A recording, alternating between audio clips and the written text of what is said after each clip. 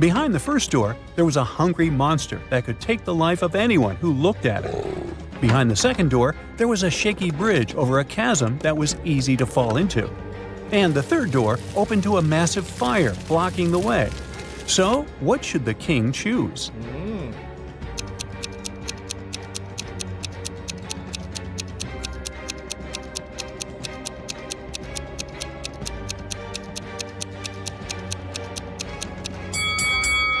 The king should choose the first door.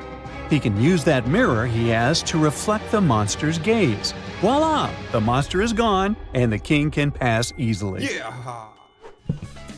Sandra has just moved into a new apartment, but she's in trouble already. She saw two people break into the apartment next door. She knew for sure she had just one neighbor, and he was a circus performer. Oh. Sandra called the police, but since none of the men had a key or an ID on them, the police couldn't help much. They decided to figure out which of the men was lying. Can you help them?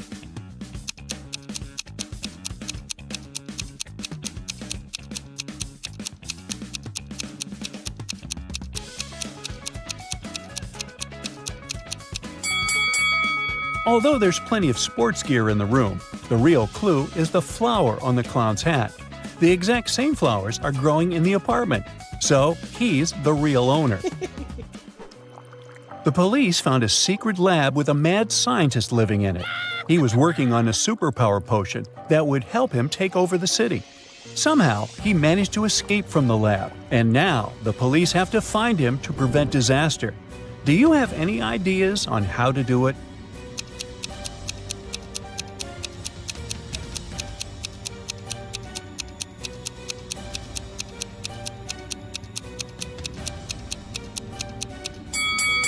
There are some flasks in the trash can. They must be the clue. And he must have left this weird gadget behind. Let's keep on searching. Here are some suspicious footprints. The mad scientist must have left them behind. Do you see him? There he is, hiding behind the car. Neil invited his best friends to his birthday party and ordered a cab for them so they wouldn't have to drive. Everyone had fun, but then it was time to open the gifts, and one of the boxes turned out to be empty. Someone must have stolen it. Oh no. Sue said, "I make more money than all of you together. Why would I steal that gift?" Nikki said, "I've just arrived, and you're blaming me for stealing something? Sorry for being late." Mimi explained, "I haven't even seen that blue box with a golden ribbon before. Who's lying here?"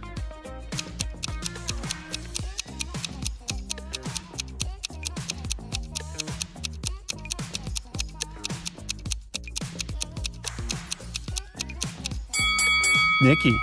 Everyone arrived in one taxi, so how could he have been late? Liza is a secret agent, and today her mission is to discover some super important papers from a little house in a faraway village. She arrived there, made sure no one was watching, and was about to enter. But there was a combination lock on the door. Luckily, there was a note nearby. Can you help Liza figure out the code using the note?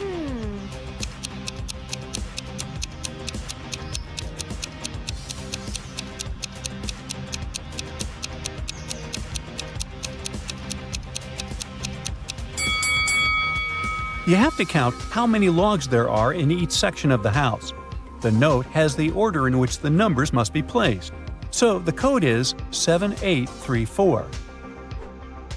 Nick has just arrived home after a weekend at the polo club with his friends. Yikes! He just saw a burglar running out of his house. Nick tried to follow the stranger, but he was way faster, so Nick couldn't catch him. But he noticed the burglar was running towards the construction site nearby. He must be pretending to be a construction worker. Which of these guys is an imposter?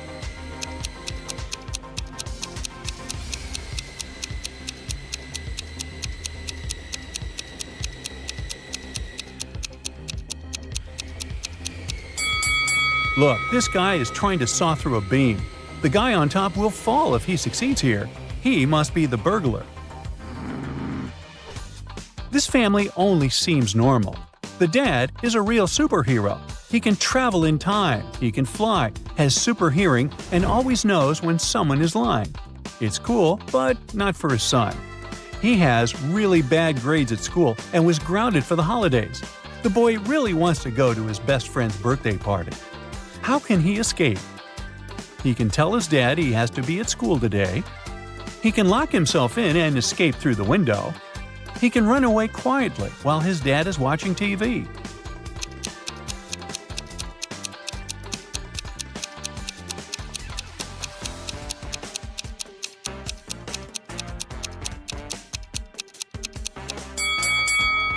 His dad will know when the boy is lying, and his super hearing will help him notice if his son is trying to run away. So, the only way out is through the window. Someone stole a famous masterpiece from an art gallery. 3 people were inside at the time of the crime: the head of the gallery, a maintenance person, and a visitor. The head of the gallery told the police, "I was in my office signing papers." The maintenance person said, "I was cleaning on the second floor and haven't noticed anything suspicious." The visitor said, "I was in the modern art hall and was looking at exhibits." The police immediately guessed who was lying. Can you do the same?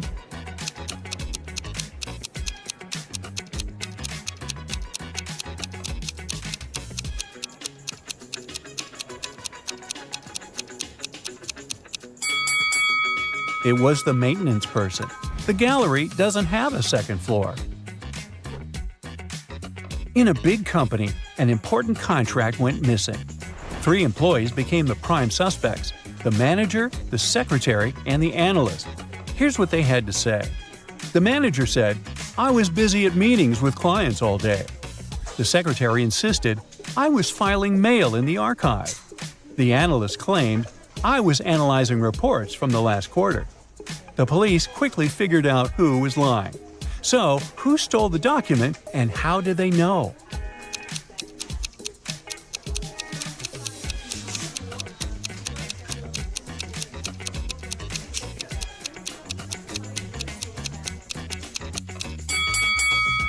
It was the secretary.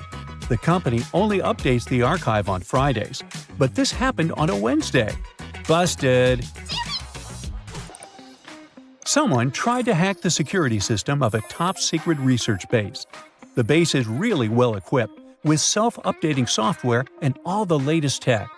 3 team members fell under suspicion: the engineer, the guard, and the programmer. The engineer said, "I was checking the base's power supply, and everything was fine." The guard told the police, "I was patrolling the area, and everything was quiet." The programmer explained, "I was updating the system software." The police immediately knew who tried to hack the system. Can you guess who it was and how they figured it out?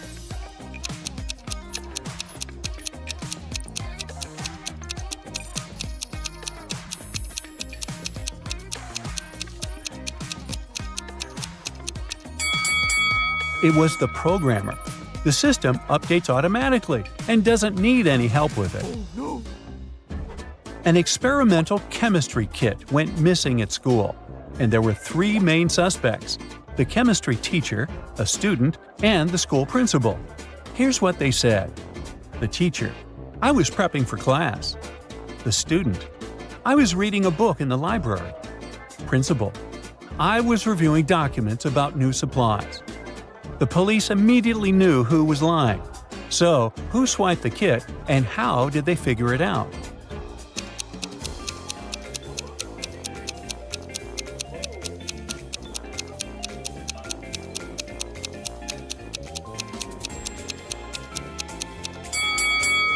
It was the student. The library was closed for inventory on the day of the incident, so there's no way they could have been there. You've got 3 boxes, 1 with just apples, 1 with just oranges, and 1 with a mix of both. The problem is that all the labels are wrong. How can you fix the labels by pulling out just one fruit? Think it over.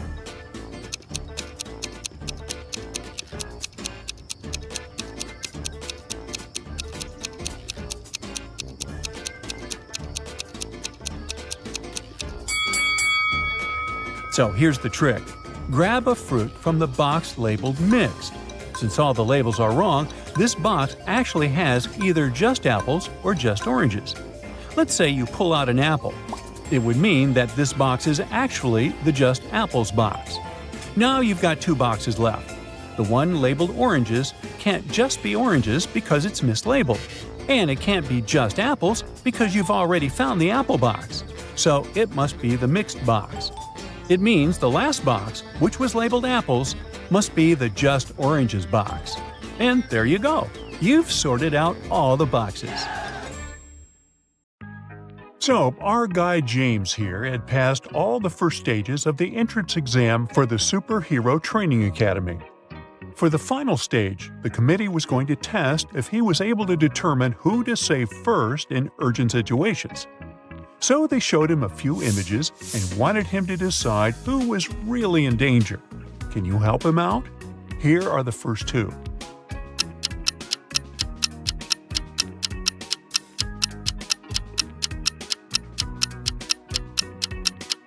In the second image, the train is not moving and the lights are not on. That means the man can cross without any danger.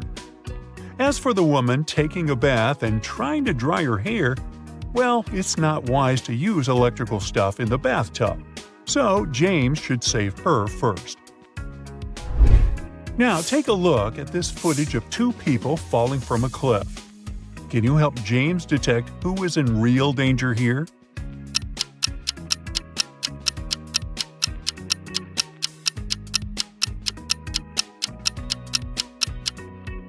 The guy holding the umbrella might appear to be falling faster than the guy holding the plastic bag. However, he's going to fall right into the water, whereas there is a sharp rock right below the plastic bag guy. So, in a situation like this, James should save him first. The last image was going to determine whether James would be accepted or not. Who should be saved first?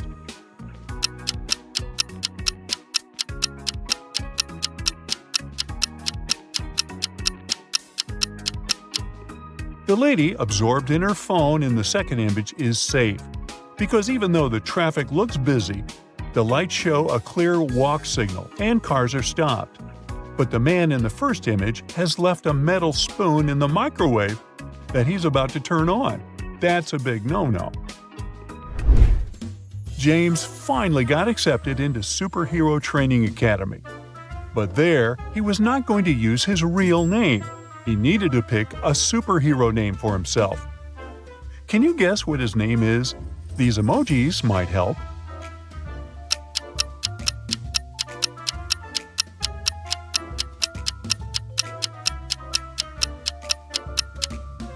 His superhero name is Thunderbolt Titan. Ooh. It was time to graduate. At the ceremony, the headmaster of the academy wanted to reward Thunderbolt Titan for finishing first in his class. He presented him with a mysterious chest containing a puzzle. Inside awaited a new suit, a cloak, and a high-tech gadget, but only if Thunderbolt Titan could crack the code. Can you help him solve the puzzle and claim his rewards? Look at the number sequence. What comes next?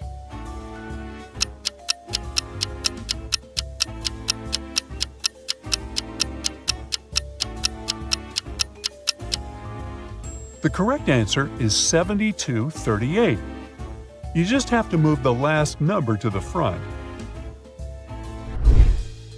One day when Thunderbolt Titan was at home, somebody slid a note under his door. But it was encrypted with a strange number sequence. And below the numbers, there was a hint. Think about your device. Can you help decode the mysterious message?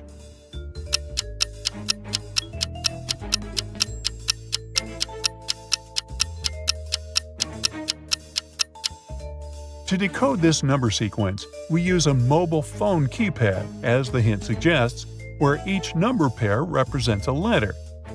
The first digit indicates the keypad number, and the second digit selects the letter's position on that key. For instance, 42 translates to H, because 4 corresponds to the GHI button, and pressing on it 2 times will give you H. Following this method, the fully decoded message is "Help now." A villain from the multiverse had brought all kinds of creatures to planet Earth, and the Protectors League needed Thunderbolt Titan's help to find and capture them before they unleashed chaos. The first monster they were searching for was a zombie, and the Protectors League had 3 suspects. Take a look at them and help Thunderbolt Titan successfully complete his first mission.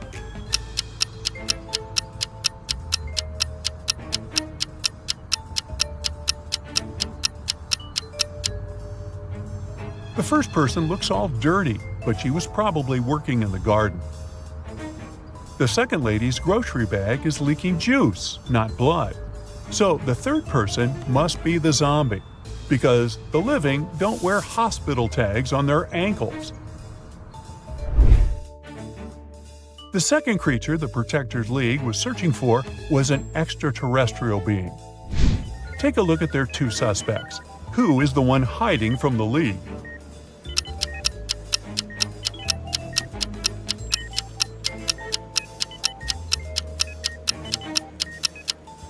Look at Gary M's hospital patient chart. It says his fever is 24.5 degrees Celsius. A human can't have such a low body temperature. He must be the creature. Lastly, the League suspected that a robot was pretending to be a human at a college campus. They spotted 3 students who were acting suspiciously. Can you help Thunderbolt Titan figure out who the robot is?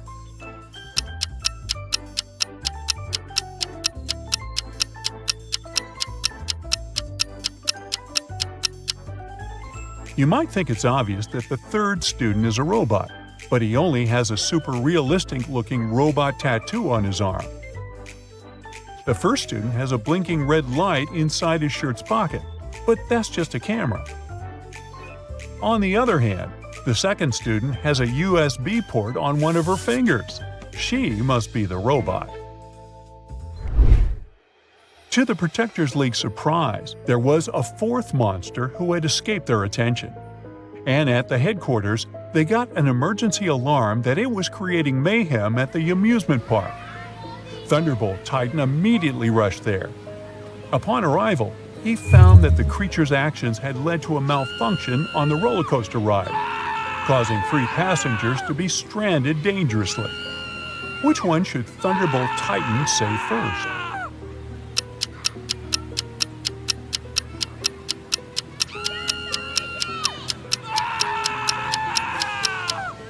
The second guy will fall first because he's only holding on with one hand, which is actually pretty difficult to do for an extended period of time. Therefore, Thunderbolt Titan should first save him. Thunderbolt Titan had successfully completed his first 2 missions. However, the villain was not happy that he ruined his evil plans. So he captured him and locked him in a room with no exits. There was only a note that said, "Answer this riddle and you might escape." What can fill a room but takes up no space?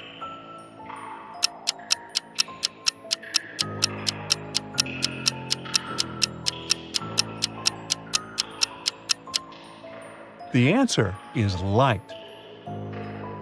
Even though Thunderbolt Titan answered the riddle correctly, nothing happened. The villain had tricked him. He had to do something, so he used his superpowers to open 3 portals for himself. However, he didn't have great control over his magical portal power yet. So, all the portals led to tricky places. The first one opened to a jungle full of all kinds of wild animals. The second one opened into the middle of a desert planet, and the third one opened to the edge of a steep, rocky hill. Which one should he choose?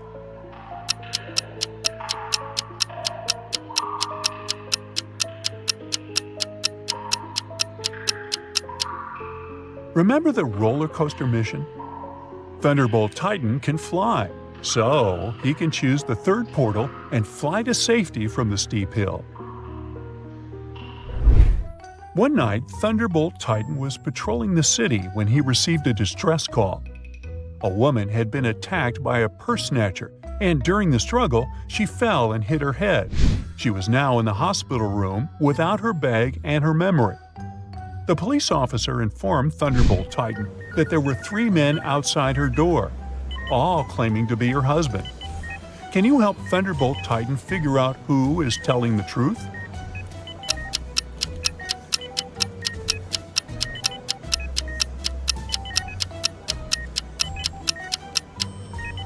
The purse snatcher might have taken her bag, but he didn't take her necklace. Look, she has an L letter pendant. And the first guy here has a neck tattoo that says Liz. He must be her husband. Thunderbolt Titan got an emergency alarm call from the Antarctica Animals Research Center. One of their beloved penguins had been stolen, and they needed his help to find the thief. After using his superhero senses, he narrowed the suspects to 3. Take a look at them. Can you figure out who stole the penguin?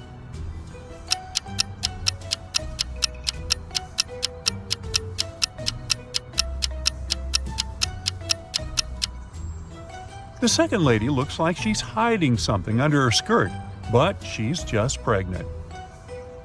The third guy's backpack looks bulky, but see the flight tag attached to it? That's just his carry-on. But the first guy is hiding raw fish inside his tote bag. That must be to feed the penguin, so he's the thief.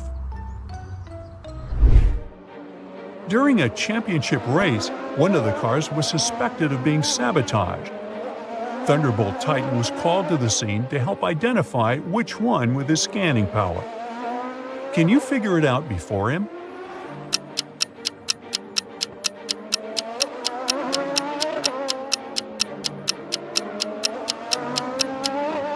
Take a look at the rear wheel of car 2. It's slightly wobbling, even though the car is stationary.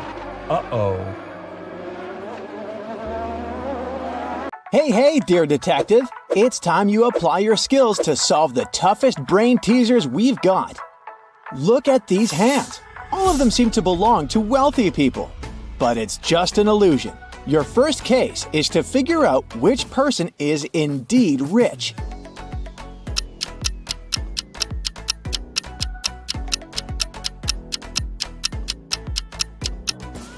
Have you noticed the brand names on the accessories on the left and the right hands are misspelled? These luxury items must be fake. As for the hand in the middle, it's decorated with a real gold bracelet. It most likely belongs to a rich person.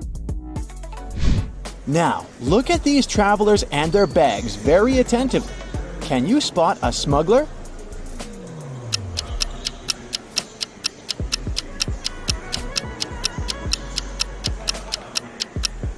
Why would a blind person need a flashlight in his luggage? That's suspicious. He must be the criminal we're looking for. Which of these people is poor?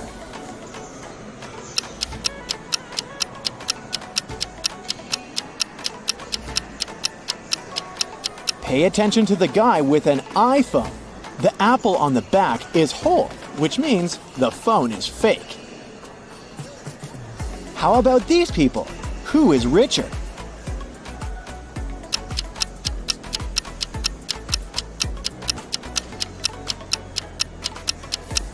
The man on the left looks like a rich businessman, but he might be pretending. At the same time, the guy with green hair looks very casual, but he's holding a brand new laptop and expensive headphones. He's likely to be richer. Can you figure out which of these athletes is poor?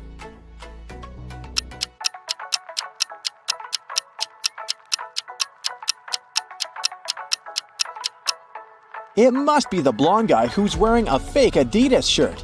Or should I say, a Bebas. You wake up in a room with 3 doors. Suddenly, someone starts knocking on each of them. You come up to each door in turn and sneak a peek through the peephole. Behind each door, there's a police officer. Do you know which door is safe to open?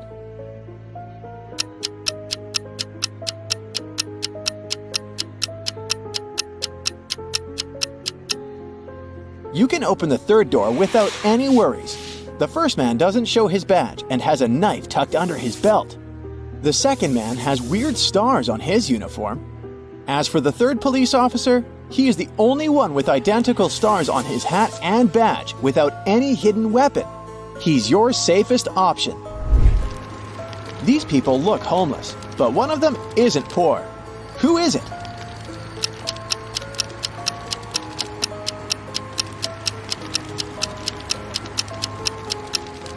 Look at the guy with the cart. He's got car keys. Now this task is tough. Which of these ladies doesn't have a lot of money? Think twice before answering.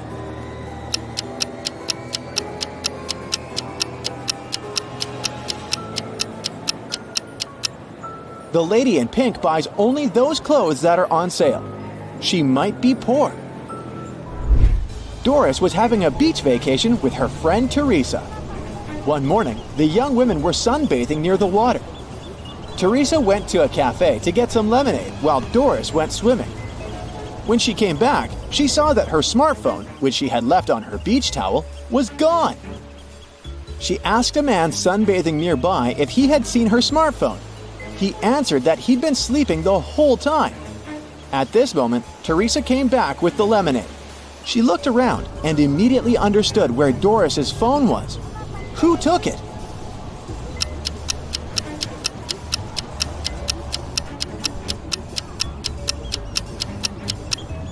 It was the neighbor. Before the accident, the spade was lying on his left. Now it's on the right. There's also a suspicious pile of sand near the spade now. The man must have hidden the phone in the sand, hoping to dig it out later. Look at these guys attentively. One of them is not living alone. Who is it?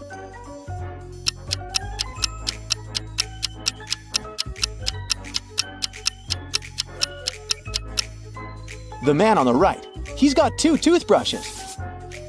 Joe had a friend, Randy, who never answered questions directly. Once, Joe sent Randy a message inviting him to join their common friends in a cafe. Randy's answer was kinda weird. Sorry, no money. Job and job. Luckily, Joe knew his friend well enough to understand what he meant. But can you figure it out?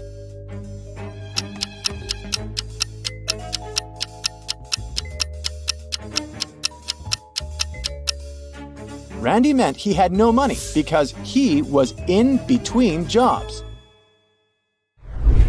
Terry invited his friend Alice, who was studying to become a police officer, to a party. It was organized by his friend Sean. Terry was worried that there could be a thief at this party. Throughout the event, Alice was watching the guests attentively.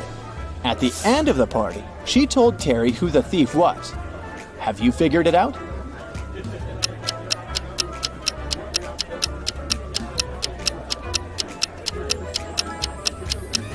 It's the host, Sean. At the beginning of the party, one of the guests had a watch on his wrist, and this woman had a beautiful necklace. But at the end of the party, the watch was already on Sean's wrist, and the necklace was in the flower pot. The police were informed that one of the most wanted criminals, Carl Walker, was going to arrive in the country. According to this information, the man was going to come by plane. Unfortunately, the police knew very little about him. He was short, wearing glasses, and traveling under a false name. Detective Adams went to the airport. He detained 4 people who fit the description. They were Mr. Lewis, Mr. Relkoff, Mr. Taylor, and Mr. Wilson. Can you figure out who the criminal is?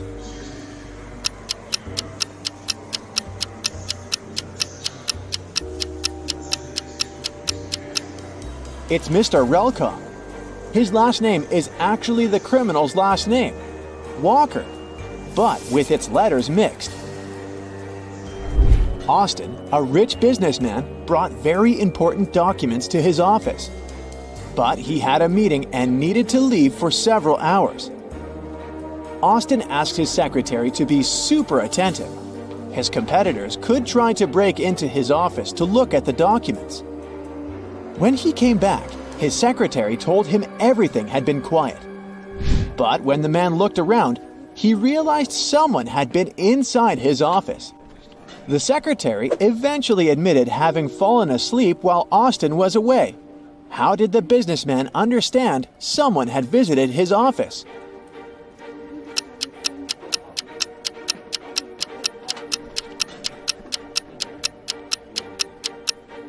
The globe on his desk is now turned in the opposite direction. You're trapped in a room with no doors or windows. All of a sudden, the room starts filling with water. You check everywhere but can't find any way to turn it off. You know that help is on the way, but it's still at least 5 minutes until their arrival. You only have 2 minutes. After that, the entire room will be flooded.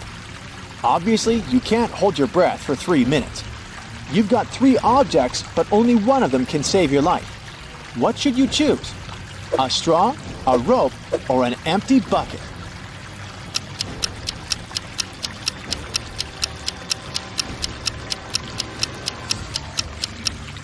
You should opt for the bucket. Put it on your head. This will create an air pocket, and you'll be able to breathe for a couple of minutes until help arrives. Carter had a fast and successfully developing company until his main investor went bankrupt. Upset, Carter went to visit his best friend Justin, who was a coffee shop owner. Justin told him that a rich businessman visited his cafe almost every day. He was there that day too. The man was very secretive and didn't have any social media accounts. Justin told Carter to go and introduce himself and pointed towards the back of the coffee shop. The guy went there and saw 3 men, but he didn't ask his friend which one was the wealthy entrepreneur.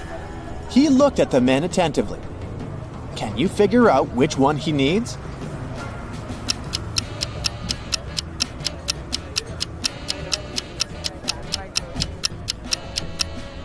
It isn't the guy in the middle. He has a dollar store bag. The one on the right could be rich, but he's recording an Instagram story. And the businessman isn't active on any social media. This means the man Carter needs is on the left. 3 friends agreed to hang out together on a Friday night. One of them, Brian, was tasked with bringing pizza. But the guy was running extremely late. His friends were starving. Strangely, Brian wasn't picking up their calls. But in an hour or so, he sent them a selfie. In the photo, he was standing next to his car.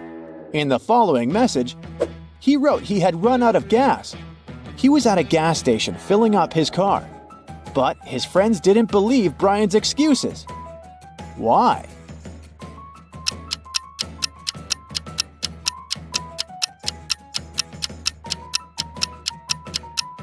In the picture, it's clearly seen that the guy has an electric car. It doesn't need gas. Take a look at these 3 teachers in the school canteen. One of them is a vampire. Can you guess who it is?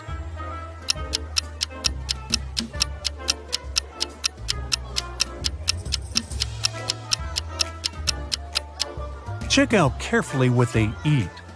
The third lady has some garlic, so she can't be a vampire. The second lady has taken a bite of food from her tray, so it's most likely hers. But the first guy's food is still untouched, so he must be just bringing it to someone else. Vampires don't really need food. They feed on blood, so that salad is of no interest to him. The Smiths family, Ginger, Ross, and their kids, Polly and Bob, had a celebration and exchanged gifts. But somehow, all the cards got lost. And since all the gifts were packed in boxes of the same size, the only thing that differs is color. Can you figure out to whom each gift belongs?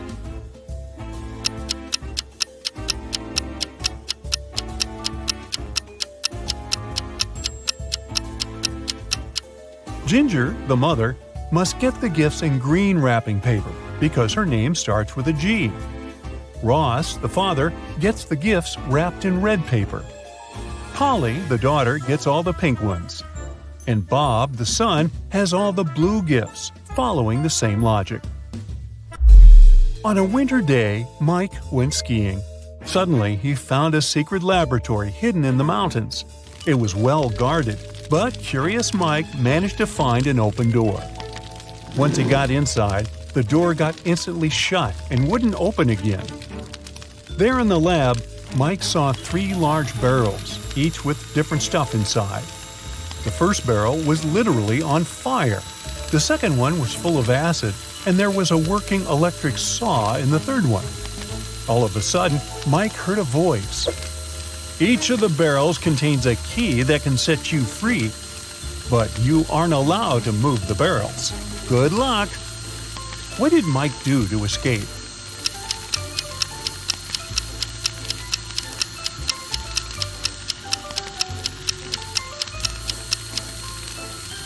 Hey, it seems like this lab wasn't well heated. There were a bunch of icicles on the ceiling, so he grabbed them and threw them into the burning barrel. They melted and extinguished the fire, allowing him to grab the key. Lame Horse is the most popular club in town, and lots of people hope to get inside.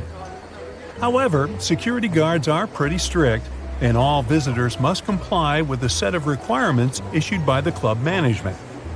Visitors must be over 25. They must wear a total black look, and their name cannot start with an A. Now, look at these 3 people waiting at the entrance, who cannot be let in.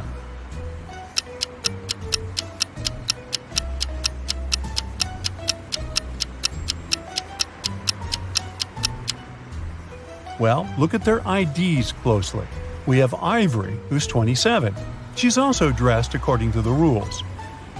Now, here's James. He's 24, and he's wearing a red t-shirt. Out.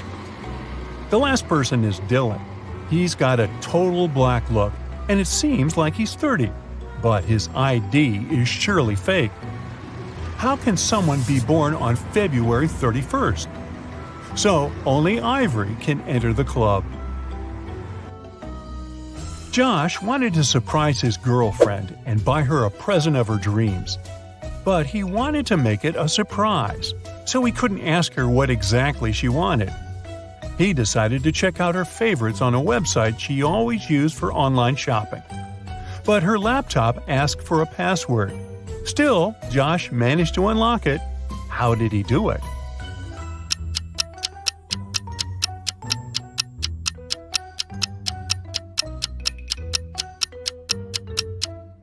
Look at the sticker on the desk. It looks like a bunch of misspelled words. But each typo actually helps figure out the password. O in laundry, extra I in table, extra I in mice, V in the word answer, and extra E in the word cat. Altogether, it's olive. Chastity, Chris, and Jacob are at the counter near an airport gate. All of them claim they must be on the flight to Houston. But the airline employee says there's only 1 seat left. The computer has frozen, and he can't check the list of passengers to verify their claims. So he can only check their boarding passes and try to understand which one is real. Can you help him?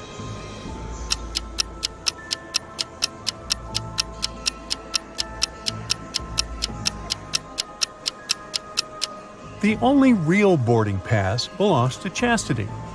Look, the one that Chris has mentions his date of birth, which is never printed on boarding passes.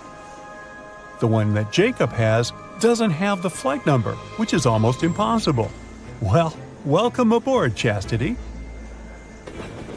Liam was traveling on a train where he met Brian. Now, Brian invited him to have coffee in the dining car, and Liam agreed. For some reason, Liam left the train in terror at the next station without taking his belongings, even though it wasn't his destination. Why?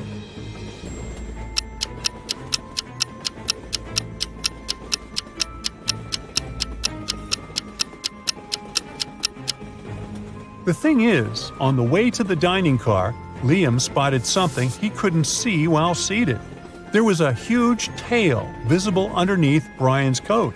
He couldn't be a human, and having coffee with him could cost Liam his life. Ew. Ashley decided to change her hairstyle and headed to the nearest hair salon. There were 3 hairdressers available. Which one is safe?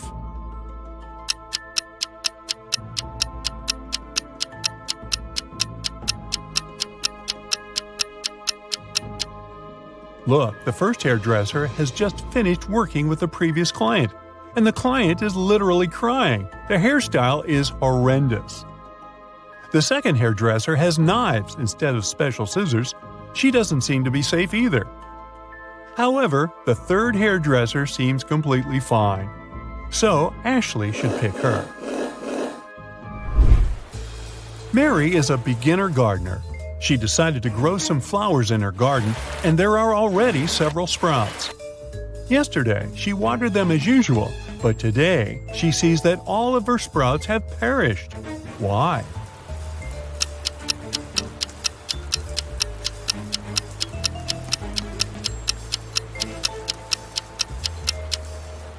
Mary should have checked the weather forecast. Yesterday, the sky was covered with gray clouds. It was going to rain. So the flowers got a double portion of water, which is bad too. Mary should have covered her plants instead. It was Jenny's first month at her new school. At the end of the month, she found a note from Barry in her locker. At first, she didn't get its meaning, but when she figured out that it was encrypted, the meaning became clear to her. Take a look at the note.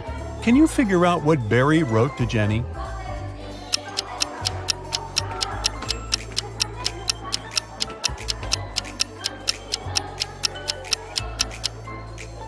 To decipher the note, you need to understand that the numbers correspond to the placement of the letters in the note.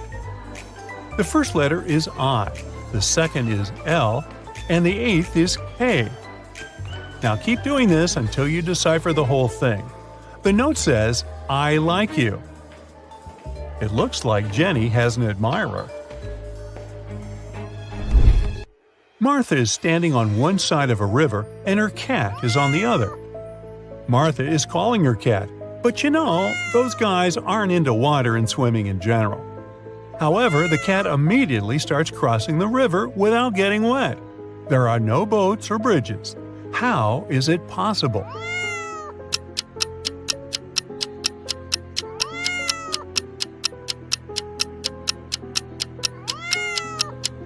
The river is frozen, so the cat can just walk on the ice.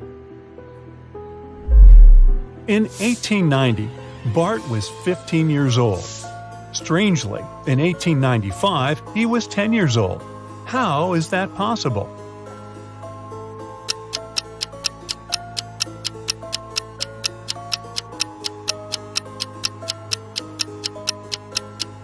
The thing is, Bart was born in 1905 BCE. The calendar worked the other way around back then. Linda and Porter were walking in the woods when they saw an old hut. They walked inside, but the door through which they entered suddenly vanished into thin air. Instead, 3 new doors appeared in front of them. Behind the first one, there were venomous rats. Behind the second door, arrows with poison on their tips were flying across the room at head height. And the third door hid a 30-foot deep pit. Which door leads to freedom?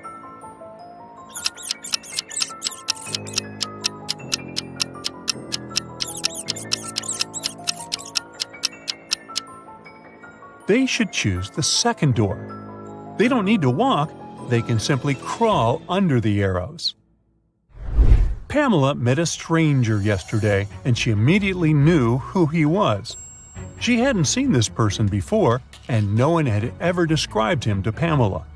This person wasn't a celebrity, and he wasn't doing anything unusual. How come she knew who he was?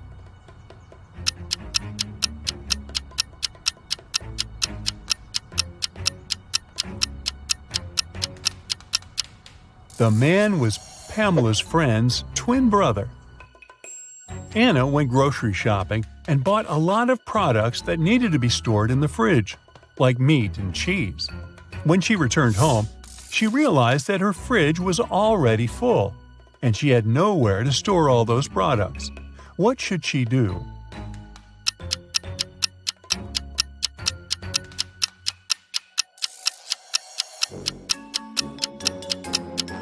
Anna needs to reconsider the way she stores stuff in her fridge.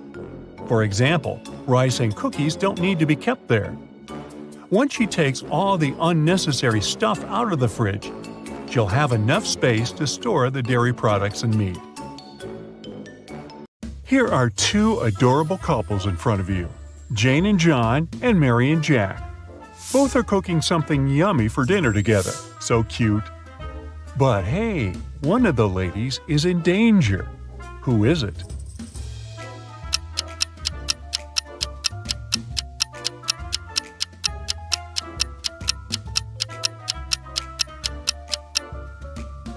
It's Mary. Look, even though it may seem that John is trying to poison Jane's coffee, it's not like that. He's just adding some sugar. But Jack has a knife in his back pocket. It was a regular Sunday morning and Kendall went shopping. While she was window shopping, a pickpocket ran up to her and stole a wallet from her purse. She called for help and 3 police officers approached her, asking what had happened and how they could help. Can you help Kendall understand which of these 3 officers can be trusted?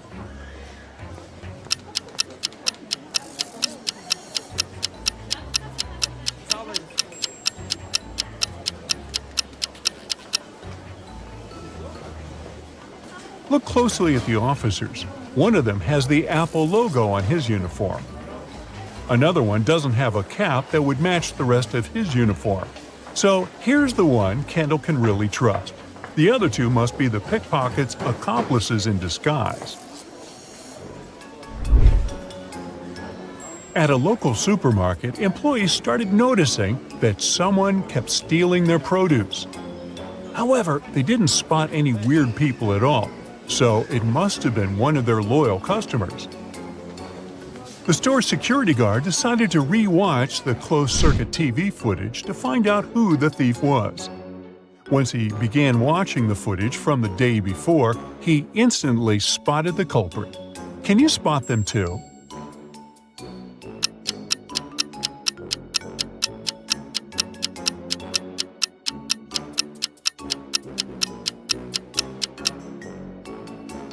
Look, there are 3 customers in the footage, a woman, a teen, and an elderly lady.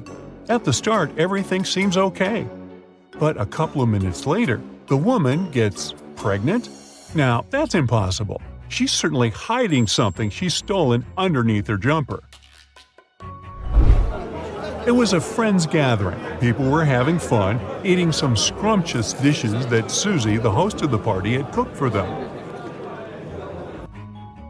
The next day, in a group chat, Erica, Jacob's wife, texted that evening her husband had been rushed to the hospital, where he passed away a couple of hours later. The doctors said it was poisoning, and Erica rightly accused Susie of poisoning her husband. How did she do?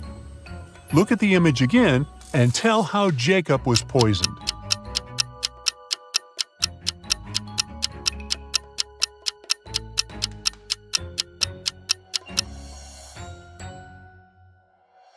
Jacob was the only one having plain water that night. Look, everyone else was drinking tea and had no issues after the dinner. It means that the water in the jug was poisoned. Polly and Molly were walking down an avenue when they decided to sit in a cafe and have some iced lattes. No sooner had they sat down to enjoy their drinks than Polly whispered in Molly's ear, "We've got to run away from here fast. There's a man that escaped from prison next to us. It's dangerous to stay here." How did she know that?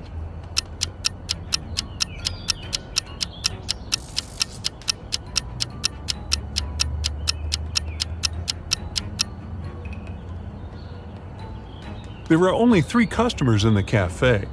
These 2 men looked totally okay, but this one is trying to hide handcuffs underneath his long sleeves. Annabelle, the world's greatest actress, woke up in a hospital. She couldn't remember anything but her name. She didn't know where she lived, where she worked, or even who she lived with. One thing she knew for sure was that she was married.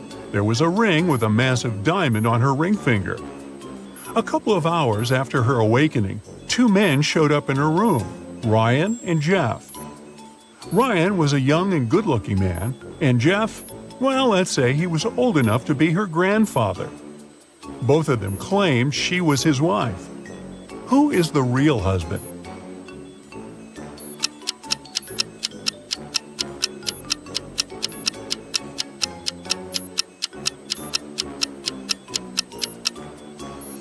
Well, sorry to break it to you, but Jeff is her real husband. Yeah, Ryan has a tattoo that says Annabelle, but it's Jeff who has a matching wedding ring. Ryan must be one of her fans who wants to take advantage of the situation.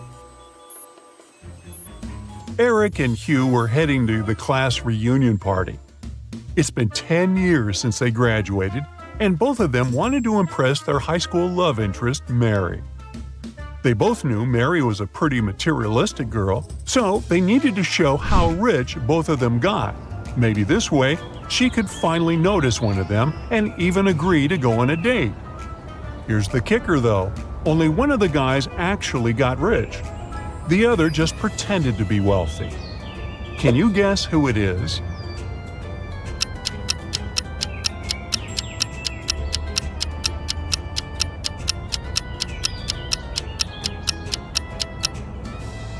Easy peasy. Eric is rich and Hugh is brokey broke. Yeah, Hugh arrived at the party driving a posh car, and he's wearing designer jewelry head to toe. As for Eric, he had to use public transport to get to the party. But take a closer look at the car. There are bank loan documents piled up on the back seat. Hugh probably just rented the car for the day. Meanwhile, Eric's wearing some luxury items. He probably just didn't want to waste time in traffic. Jason is a shop assistant in a department store. At the moment, there are 3 people in the fitting room who he's assisting. It's Jessica, the girl wearing a green dress, Sean, the man wearing a leather jacket and skinny jeans, and Alex, the man who's currently taking a larger pair of jeans that Jason has bought. One of the clients is an alien. Jason has to figure out who it is.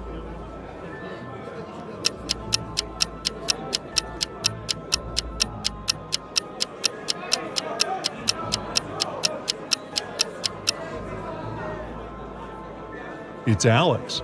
Take a closer look at his feet. Only a reptile or an alien can have such feet. Mary was walking in the woods and suddenly saw a really fancy castle. It was getting late, and she thought she might ask for a stay in that castle.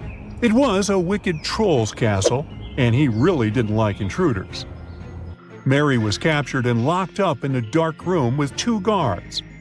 Still, the troll gave her a chance to break free. There were 2 doors in the room. One door led to freedom, and the other one was locked. The guards knew which door led to freedom. One of the guards always told the truth, the other always lied, and Mary didn't know who was who. She could ask one guard only one question. What question should she ask?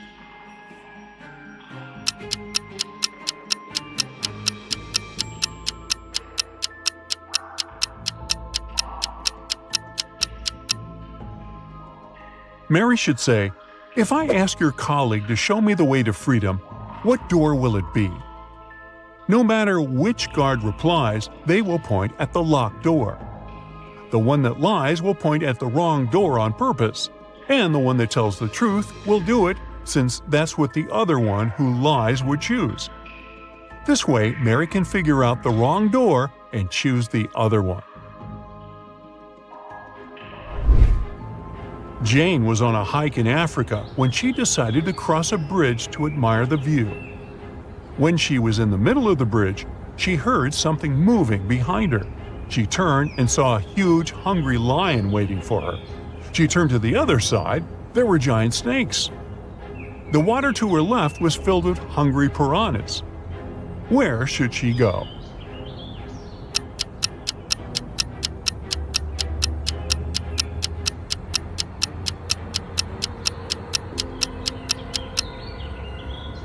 She should jump into the lake.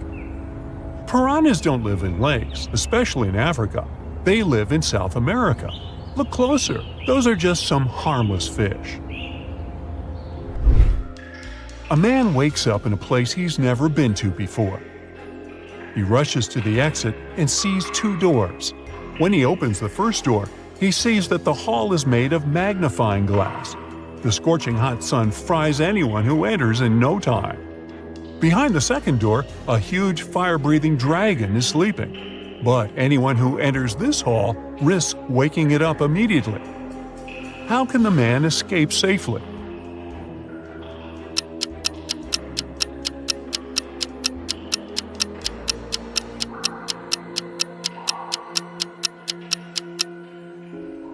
He needs to wait for dusk when there's no sun. Then he'll be able to get out of that place. Maria lives in Paris. Once in 2 weeks, she goes to Saint-Tropez to see her extravagant grandmother. This time, she bought a ticket in a machine, finished her coffee in a bar, and headed for the train.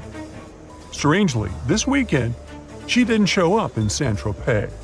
Why?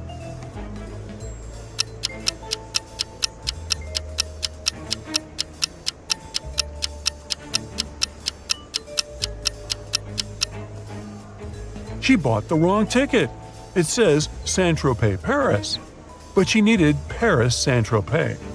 When she tried to get on the train, the conductor immediately noticed that her ticket was wrong, and she just didn't have enough time to change it. On an overnight train in Budapest, Mrs. Celine got robbed. She is a very wealthy heiress, and she inherited a diamond necklace from her great-grandmother, which was the exact piece of jewelry that was robbed. She called the inspector to solve the crime. After interviewing most of the passengers on board the train, the inspector narrowed it down to 3 suspects. Mr. Bruges was an eccentric widower, carrying a mysterious bag. Mr. Blue was one of the waiters on the train, carrying his metallic tray around. And Mr. Pearls was a hoarder, carrying lots of suitcases. Take a look at the images and give it your best shot at solving this crime.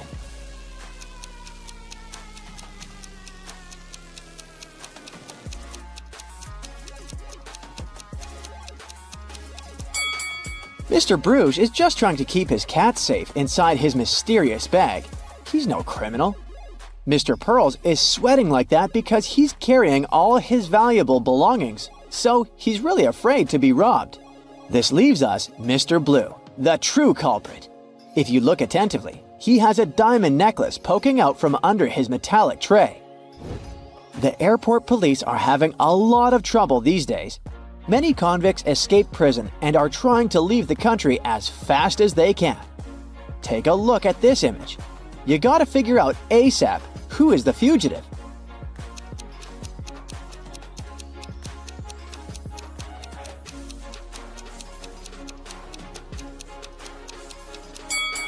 It's the lady on the right. Although the woman in the wanted poster is blonde, she must have dyed her hair brown to get through security. But her lips and freckles are exactly the same as in the picture.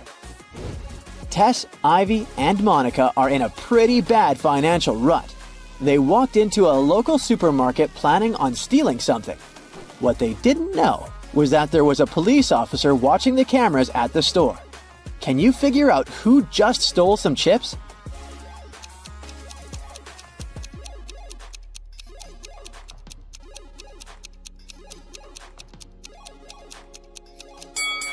It was Tess, the first lady.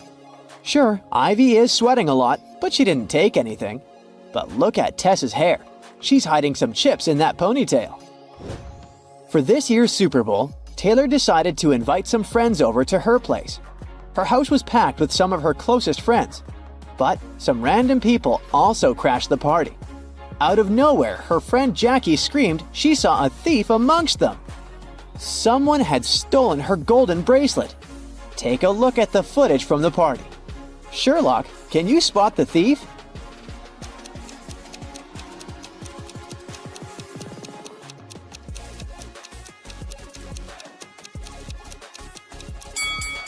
You sure have a good eye if you spot the thief in the middle of the crowd. He was really swift in sneaking behind that woman and stealing her bracelet. Way to go, you! John started his Sunday morning by jogging around the park near his house. When he returned, he found out very unpleasant news. Someone had stolen his car. He questioned 3 of his neighbors.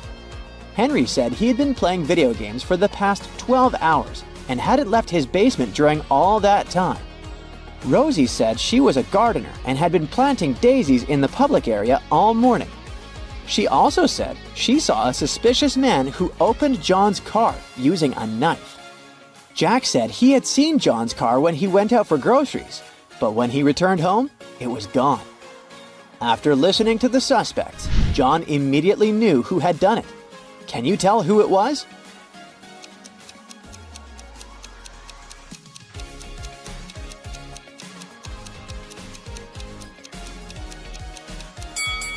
It was Rosie. She said she'd been planting daisies, but look, there are only rose bushes in this area. Bernard is the owner of a meat shop downtown. He sells really expensive meat. As soon as he opened his shop, he had a rush of customers coming in to buy their daily meat. During the rush, he was so busy attending to the customers that he didn't see that someone stole the bacon. Who's the thief here?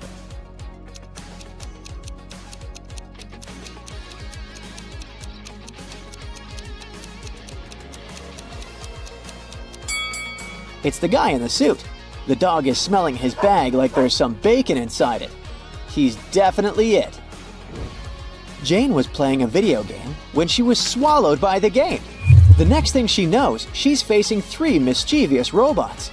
One of them stole her game controller, so she can't go back to her own reality. You gotta help Jane figure out which robot stole her controller. So far, you know that Robot A said, "B is the thief," and that the real thief always tells the truth. Can you solve this mystery with such little information?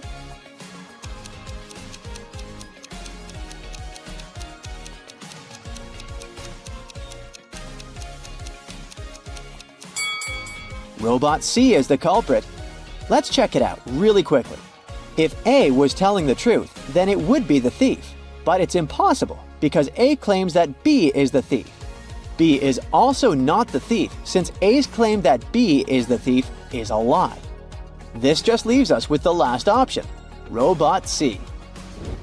Betty was traveling across France. One night, she gave herself a treat by booking a table at an expensive restaurant. She was halfway through dinner when an elderly woman approached her.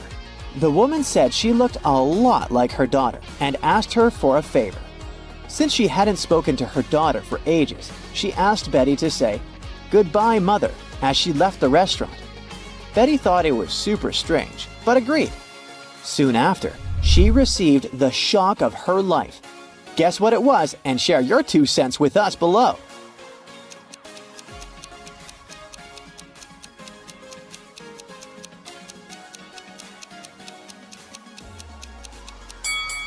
Betty was surprised with the bill which belonged to the elderly woman. She had asked the waiter to collect the bill from her daughter. Uh-oh, Betty. Can't believe you fell for that. Anna sat down to watch her favorite TV show.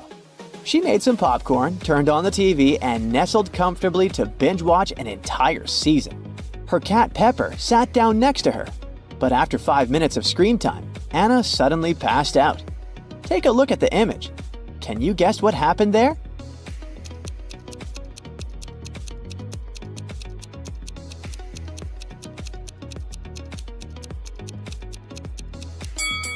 Anna's cat, Pepper, got scared with a loud thump that came from the TV. It jumped on top of Anna and it scared the life out of her. That's why she passed out.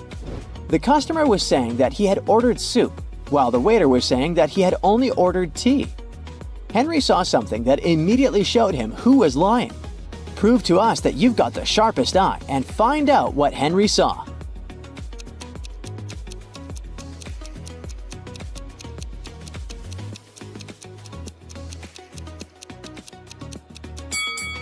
The customer is the one who's lying. Behind him, there's a huge sign that says the restaurant only serves soup from 1 to 4 p.m. Since it was 8 p.m. in the evening, the waiter would have never accepted the customer's order in the first place. It was a lovely spring morning, so Margaret decided to take her kids to the park for some fresh air. While the kids played in the grass, Margaret decided to catch up on her reading. She left her bag right beside her, next to a stranger. In a few minutes, she noticed the bag was stolen. We need your detective skills here. Can you figure out who the thief was?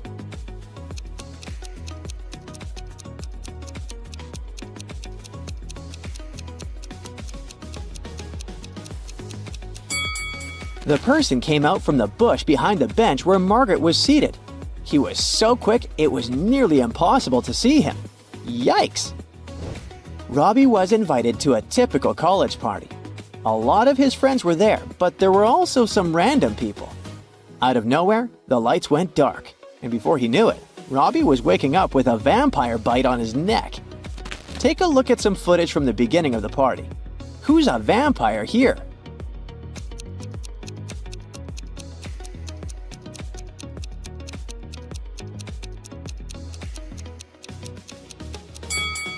It's the guy on the corner. Look at the mirror. He has no reflection. He must be the vampire. Martin is a Harvard student from a wealthy family, and his parents want him to start dating a girl from the same la-di-da social circle. The guy was tired of arguing with his parents and decided to give in. He liked two girls, Emily and Samantha.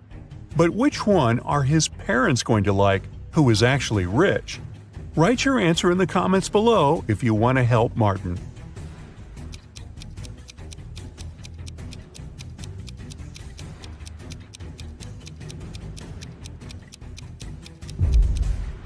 At first sight, the girl on the left, Emily, seems to have more money, but the jacket she is buying at a boutique is fake because the name of the brand is written incorrectly. As for the girl on the right, Samantha, she's wearing real designer clothes, even though she's just doing homework. If a girl's financial status is important to Martin and his parents, he should pick Samantha. Look at these two girls and their fridges and comment below which of the sisters is now rich.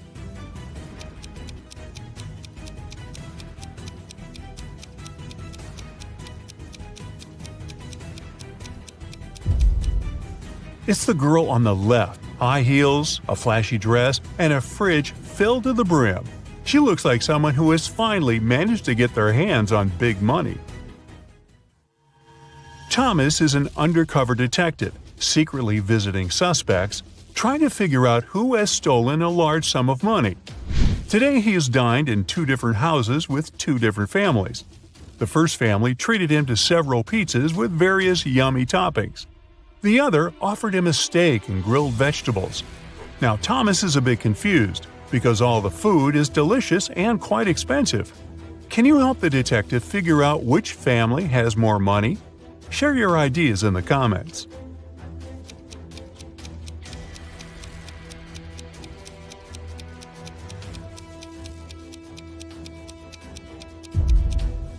Well, no matter how tasty the pizzas are, they're still cheaper than large pieces of meat. This means the family treating Thomas to the steak must have more money than the second one. But does it mean they are the criminals? Time and further investigation will show. Due to a technical issue, two families were given the same seats on a plane flying to France. An airline company worker offered one of the families to upgrade to business class, but it would cost a pretty penny. Which family is rich enough to pay the necessary sum? Comment below.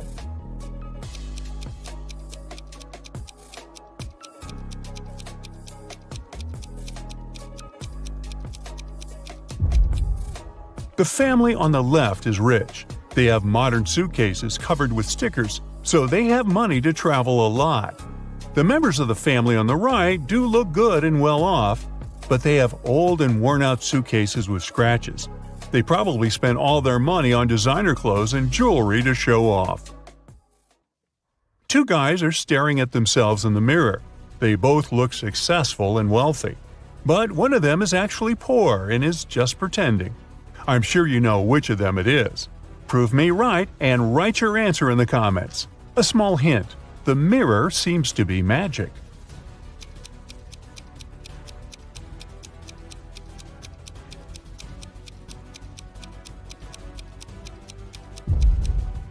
The guy in a blue shirt is actually far from successful. In the mirror, he looks like a rich businessman, but pay attention to his real-life clothes. They're old, and there's even a little hole in his shirt. He must be quite poor. You're a detective investigating petty crime. Today, you've been called to a supermarket where security guards have detained two women, suspecting them of shoplifting. Look at them attentively and write who is guilty in the comments below.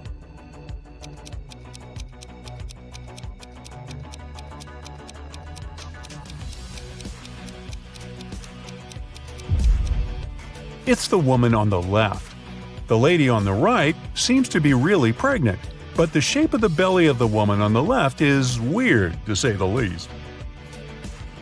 While you're at the supermarket, you manage to prevent another theft. One of these people was about to steal some Pringles. Can you figure out who?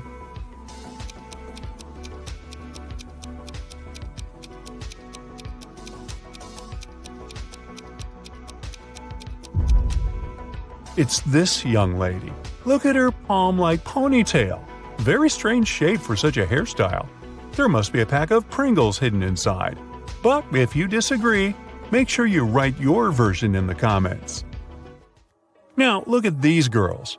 They've been captured and locked in a basement. All of them have their hands tied. But one of them has more chances to escape than the others. If you've figured out which of them it is, don't hesitate and share your answer in the comments.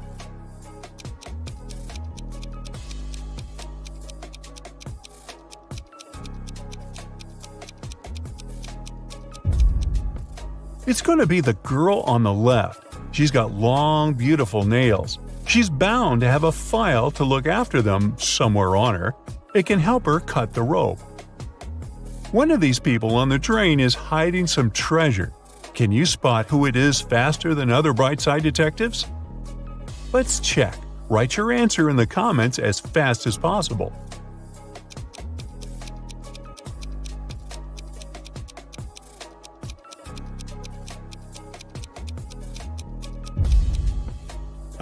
It's this man. At first glance, he's just overweight. But once you look closer, you realize that his belly has an uneven shape and is even a bit lumpy. Both of these ladies are in a terrible hurry. They're going to be late for work. But while one of them might still get to the office on time, the other is definitely doing something wrong and won't make it on time. Put those attention skills of yours to good use and share your ideas in the comments.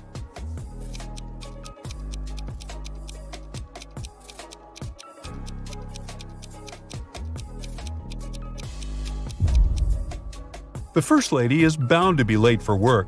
She's trying to style her hair, but the tool she is using is unplugged. Look at these dishes very closely. Do you think any of them isn't safe to eat? Comment below. Let's compare the answers.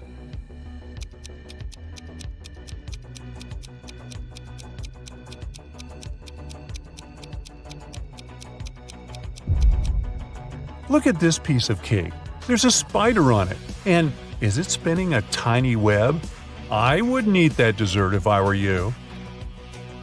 Now, we've got these people who look pretty normal and all, but one of them is actually from the future. If you can figure out who it is and write your answer, you might save the planet.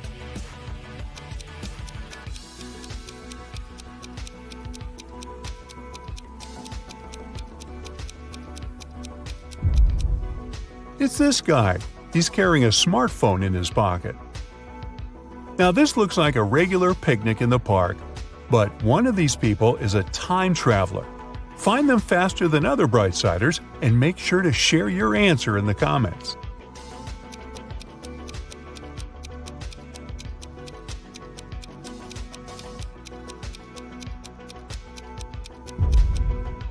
It's the guy with a USB port in his arm.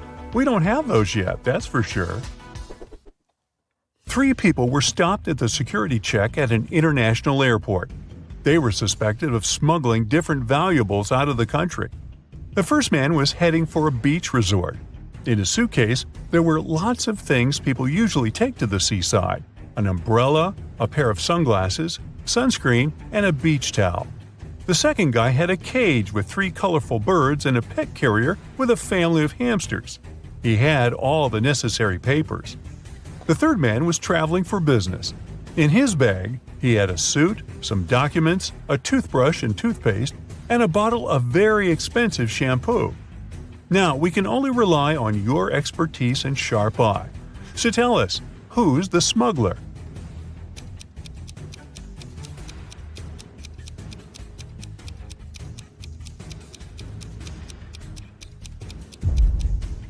It's the third guy. He's bald. Why would he need shampoo?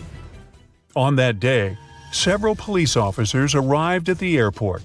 They stopped a group of tourists who were flying to a Caribbean island. But the detectives didn't know the criminal's identity. That's why they had to search the baggage of all the passengers. If you're attentive enough to spot something weird, write your answer in the comments right away.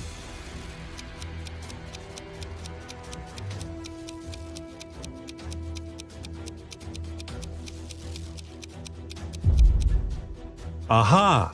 It's the young woman on the left. If she was really going on a package tour to a hot place, why would she need a winter jacket? So Bobby arrives at the railway station to go visit Granny. The train takes 3 seconds to enter a tunnel which is 1 mile long. If it's traveling at the speed of 120 miles per hour, how long will it take to pass completely through the tunnel?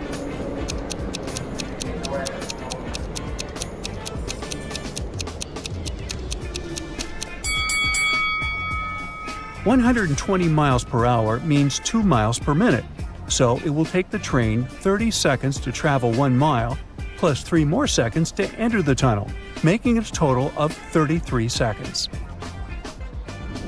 9 years ago, Bobby was 9 years old. How old will he be in 9 years?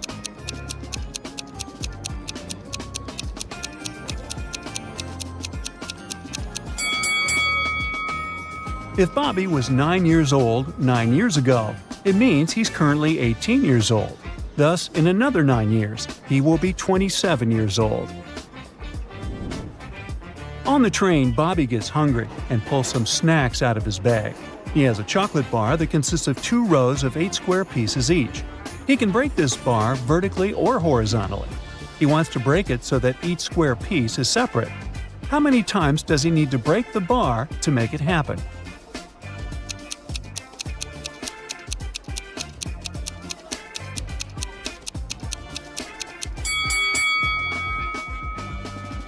Two times 8 equals 16. So if we separate each chocolate piece, we'll get a total of 16 pieces. Thus, you need to break the bar 15 times. Bobby arrives at the village. He's walking toward Granny's house. Suddenly, Bobby notices that her neighbor has a new angry dog. It's fastened to a tree. But the chain is long enough for the dog to reach the gate of Grandma's house. How can Bobby reach the gate?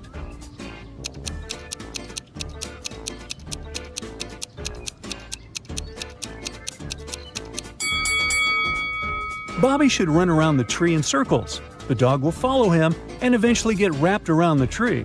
After that, the gates will be out of the dog's reach. Bobby enters Granny's house. Can you spot 3 mistakes in this picture?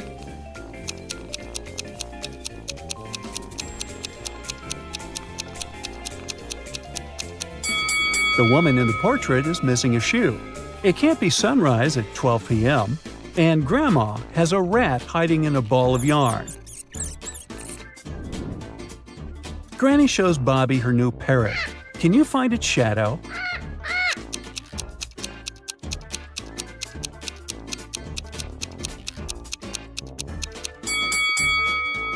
Only the 4th shadow is correct. Granny asked Bobby to paint her living room. Can you find 5 words in the newly painted room?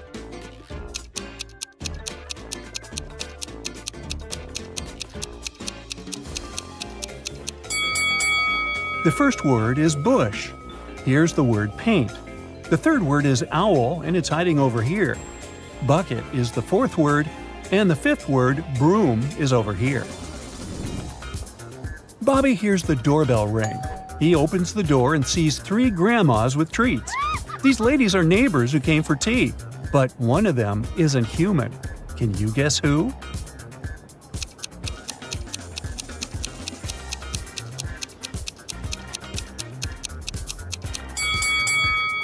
The first grandma is an imposter. Take a closer look. She has 3 hands. Oh, God. Granny invites over her friends, Telma and Violet. They're having a tea party with Bobby. He leaves the table for a couple of minutes and then returns. He takes a sip of tea and realizes that someone has added chili to his beverage. He questions the ladies. Granny says, "I was cutting the cake in the kitchen." Violet says, "I was watching the TV in the living room all the time." Telma says, "I was taking pictures of your cat in the hallway." Who's lying?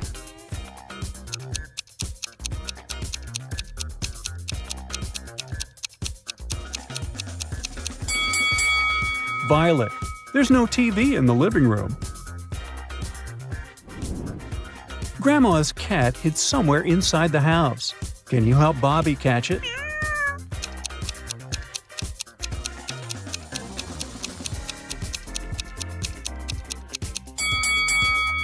The cat is in this locker. Oh. Later that day, Granny asked Bobby to help her with canning some fruits and vegetables. Eventually, she gets tired and goes to bed. Bobby promises to finish everything by himself. Oh no, he lost the recipe.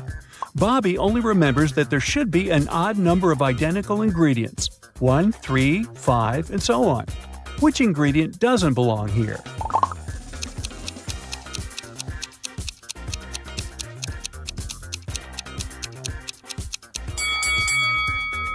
Garlic. What about this set of ingredients? Can you sort any of them out?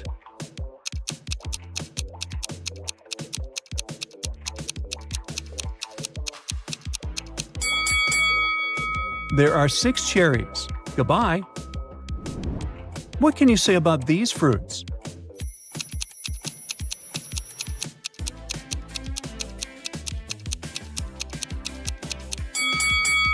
Apricots don't belong here. Bobby runs out of jars, so he goes to the barn to grab some more. Unfortunately, Granny put a combination lock on the barn door. Bobby looks around and finds a note with a hint. Can you help him crack the code?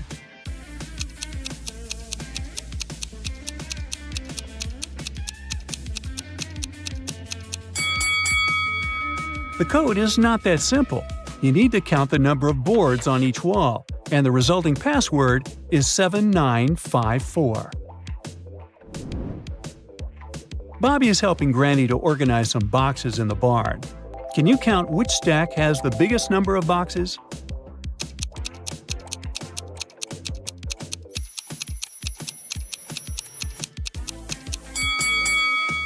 It's the first one.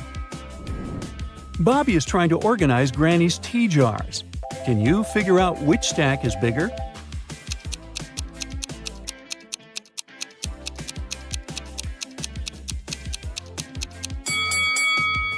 This stack has the largest number of jars. And now Bobby's task is to spot the largest stack of pots. Can you help him?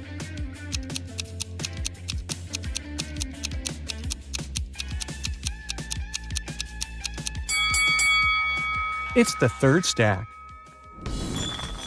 Bobby's Granny knows a little magic. She gives him a task to mark these 6 bottles with her potions. Can you help him?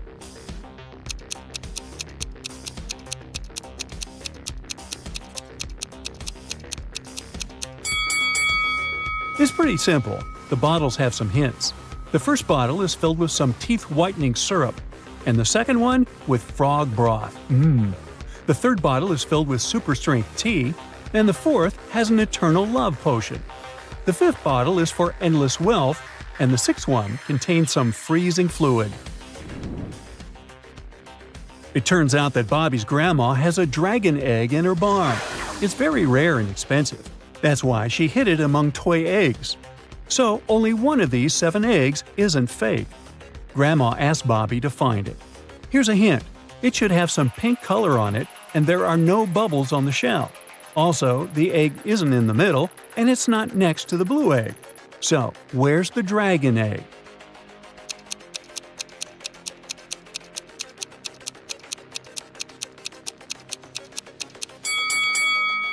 Only this one matches the description completely. Bobby leaves the dragon egg in the living room by the fireplace to keep it warm. Finally, he goes to sleep. The next morning, he finds out that the egg is hatched. Can you help Bobby find the little dragon?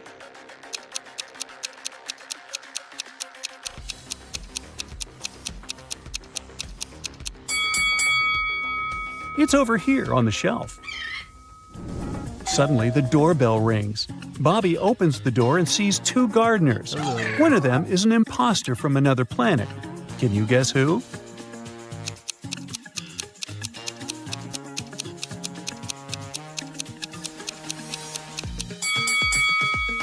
It's the guy on the left. He doesn't have any ears.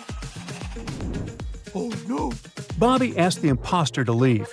Instead, he pushes Bobby, runs into the house, and steals the little dragon. The thief escapes to the forest. Bobby is chasing him. He comes across these three routes. There's a family of bears hanging out on the first route. The second path is enchanted by a wicked wizard. Any animal or bird who dares to walk this route turns into stone. And the third route is infested with sick ticks. Which way is more or less safe?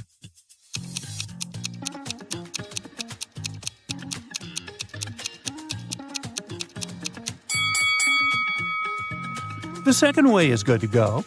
The spell only works on animals and birds, not on people. Bobby finds the thief's spaceship in the field. He sees the dragon in a cage nearby. Can you help Bobby crack the 4-digit code to unlock the cage?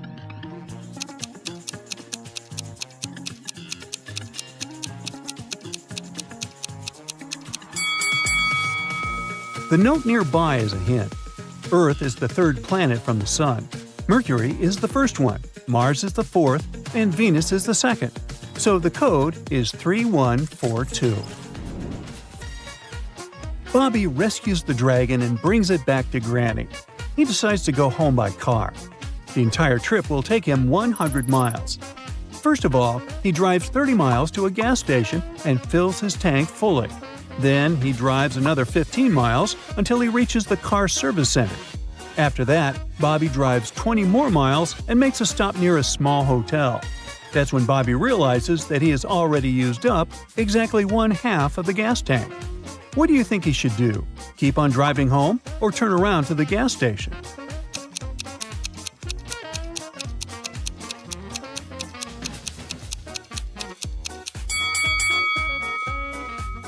It takes exactly 35 miles to reach Bobby's home. And if we count how many miles ago Bobby was at the gas station, it's 35 as well. It means that the gas in Bobby's car will run out exactly at the moment when he arrives home. So he definitely shouldn't go back to the gas station. It's a beautiful morning. Megan wants to have a quick breakfast before work, but she only has 3 identical apples. Only one of them is safe to eat, while the other 2 are poisoned. Can you help her choose the best option?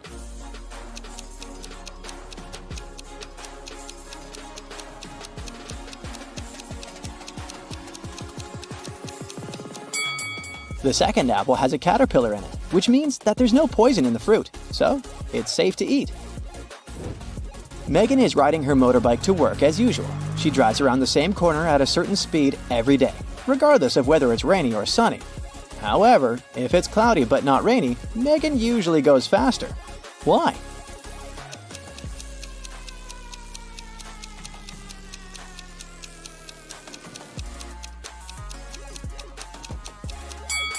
There's a car wash on that corner. On rainy days, wet roads reduce traction. On sunny days, water from the car wash makes the road wet and causes the same effect.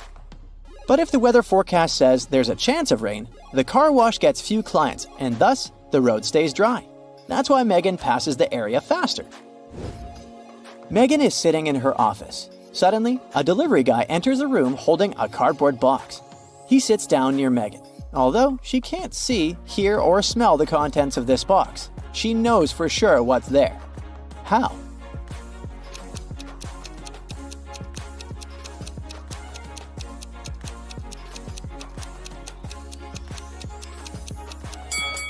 Megan is allergic to cats. She began to experience the symptoms of her allergy. Megan is looking out of the office window. She sees a pile of pebbles, a carrot, and a pipe laying together in the middle of a garden. Any idea what happened here?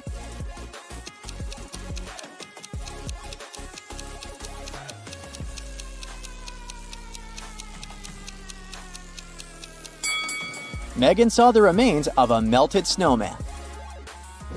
Megan's boyfriend Stan sends her a selfie. She immediately realizes that he cheated. How did she know?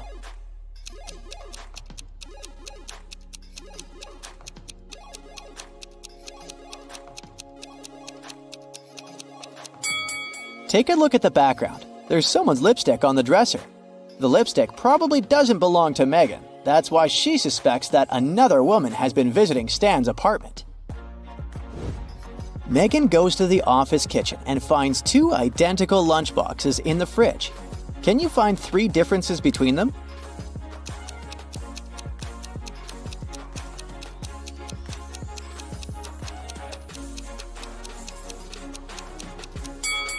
Here they are.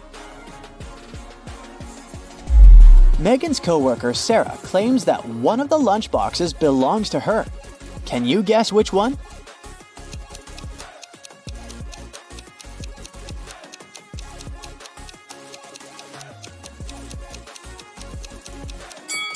The lid of the first lunchbox has a nail polish scratch on it. The color of the nail polish matches Megan's purple nails perfectly. Therefore, the second box must belong to Sarah. Megan's task is to find a rental beach house for her boss. She finds 3 available options. Can you help Megan choose the best one?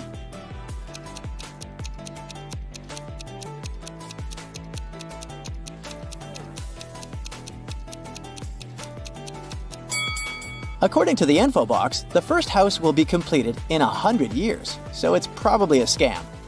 The second house should have 4 floors, but it only has 2 according to the picture. Therefore, Megan should pick the third option. After work, Megan goes to a hairdresser. A group of clients is waiting in the lobby, but it's not that simple. One of them is not from this planet. Can you guess who?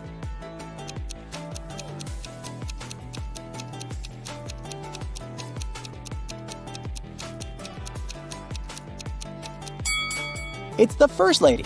An Earthling would hardly drink shampoo.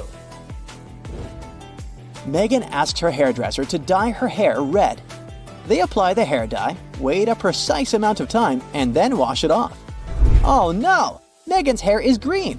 She interrogates 3 suspects. The hairdresser says, "Honey, I have no idea what happened. I did everything according to instructions." The cleaning lady says, "I didn't approach your hair dye. I'm allergic to all sorts of hair products." And the manager says, "I'm so sorry, miss.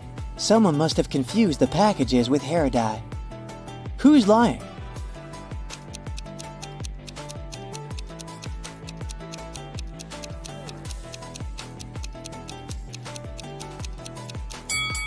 The cleaning lady. She would hardly be able to work in a beauty salon if she really had allergies to all sorts of hair products.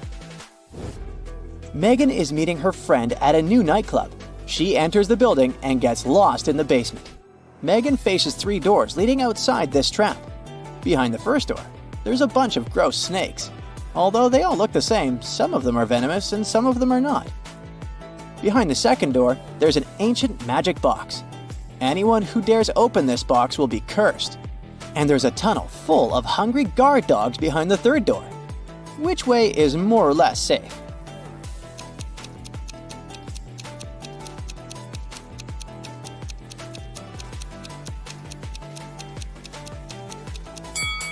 Megan should choose the second option. She can simply walk past the box without opening it and avoid the curse. Luckily, Megan manages to escape and finds the nightclub. The guard at the entrance demands a password. Megan forgot it. She only remembers that it's a 6-number combination. Can you help her crack the code?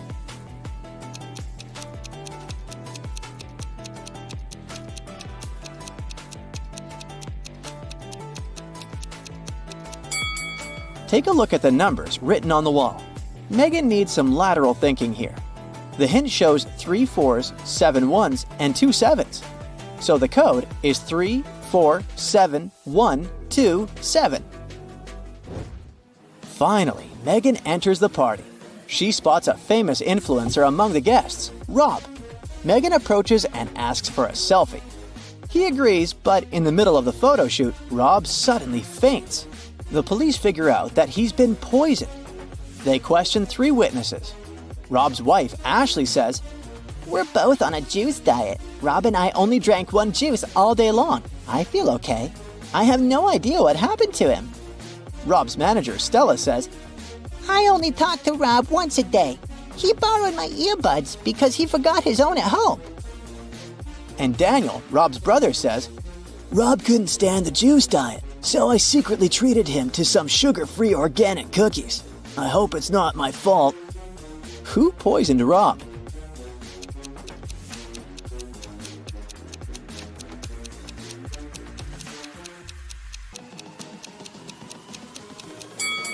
Stella. There's a bottle of ear poison inside her pocket. She put it on the earbuds. Finally, Megan arrives home. Oh no! Someone stole her favorite antique vase. She calls the police and they question 3 neighbors.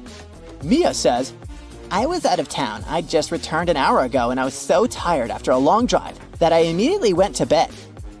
Tyler says, "I was getting ready to paint my house, but it didn't seem the rain would stop soon. So I went to the movies instead." Anna says, "My sister got sick. That's why I was busy looking after my little nephew." Who's lying?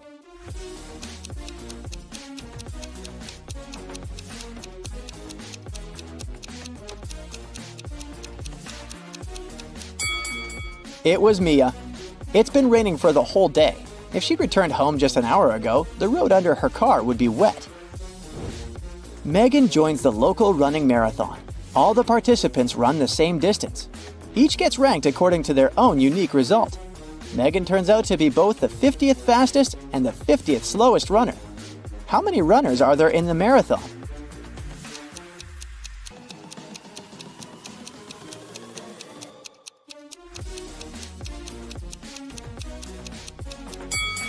Even though 100 sounds like a clear-cut answer, it's actually 99. Megan is the 50th in the sequence from 1 to 50 of the fastest runners.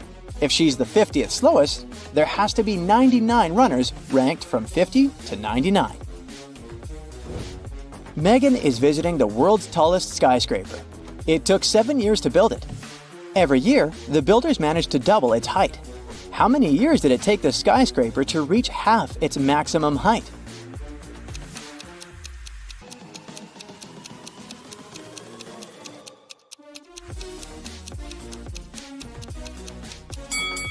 Six years. If the constructors doubled the building's height every year, the skyscraper had to be half its final height a year before it was completed.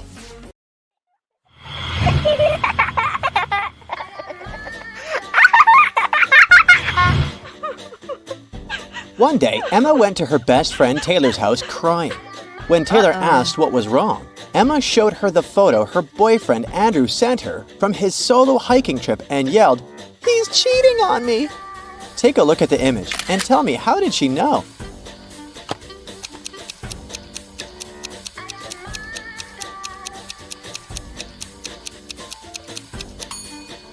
In the first photo from the kitchen of his Airbnb, there's a glass on the table with a lipstick mark.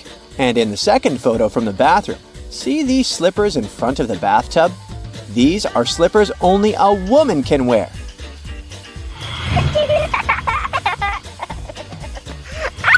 The local movie theater was doing a special Valentine's Day rom-com movie marathon, and they were doing a discount on the tickets for couples. However, the theater owner realized people were taking advantage of the offer by pretending to be couples. Take a look at these 3 couples standing in front of the ticket line. Can you help the owner figure out which 2 people are indeed partners?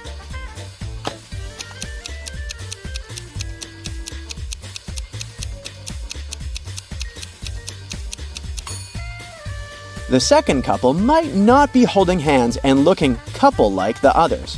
But take a look at their ankles. They have tiny matching tattoos. They must indeed be committed partners.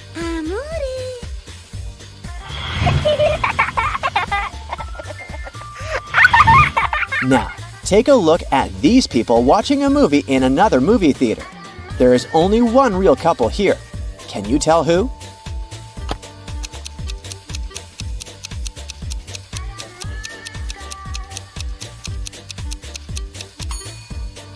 Everyone's hands are everywhere, right? But if you look carefully, you'll see that this guy is not holding hands with anyone. He's just stealing popcorn from the lady sitting next to him. And this lady is trying to grab this guy's drink. See these people sitting on the right end of the front row? They might be sitting close to each other, but the guy is holding hands with this other lady.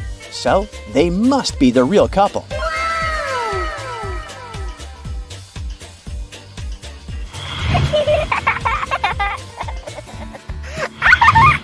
Sarah has a crush on several guys at her college. One of them might be her soulmate. But first, she has to find out if they're single. There are some photos of them with their partners or siblings, and she needs to guess who is who. Can you help her figure out the single guys?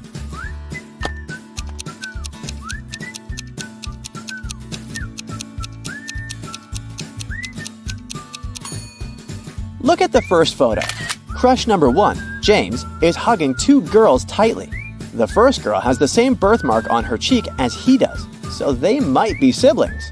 The second girl is wearing a matching outfit, and she's holding his hand, so she is his girlfriend.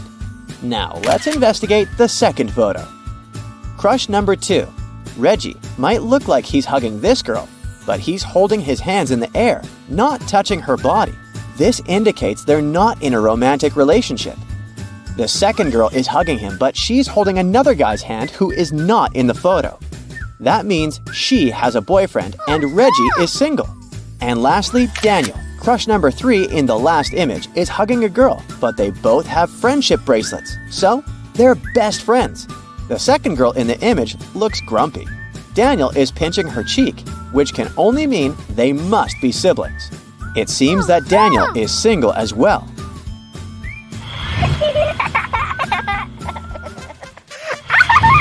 Ken is going on a blind date, but the only thing he knows about the girl whom she will meet is that she will be wearing a scarf with stripes.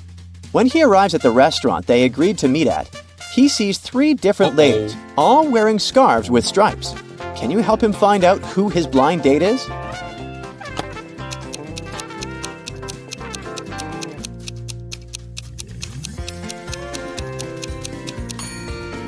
The lady in the yellow dress already ordered her food and started eating. That means she wasn't going to meet anyone. The same goes for the lady in the red dress as well. It would be rude of her to enjoy tea if she was expecting anyone to join her. So, Ken's date must be the lady in the blue dress, waiting with 2 empty cups in front of her.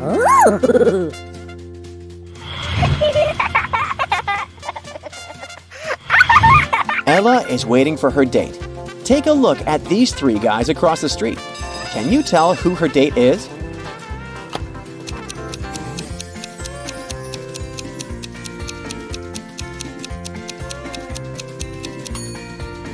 Ella is holding a bucket of popcorn, so she must have a movie date. Now, take a look at the shirt pocket of the first guy. He has 2 movie tickets in there, so he must be the one going on a date with Ella. Gotcha!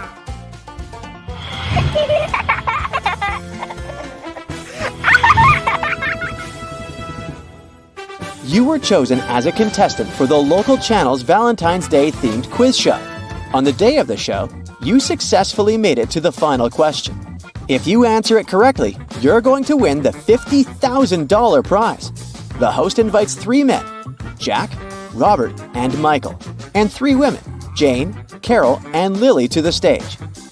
Then he says, "I'm going to give you 3 facts about these people here, and I want you to tell me who the couples are. The first fact is, Jane's sister is married to Michael. The second fact is, Jack has never met Lily. And the third fact is, Lily is an only child." Can you win the grand prize?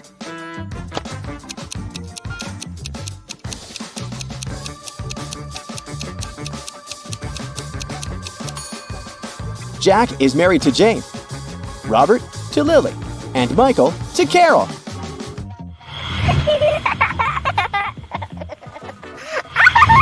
Sophie received an anonymous letter in her locker that said, Roses are red. Violets are blue. Meet me here tonight if you love me too. The only thing is, she didn't know who it was from because they forgot to sign it. 3 classmates had been near her locker during the lunch break. Can you help her figure out who wrote the note?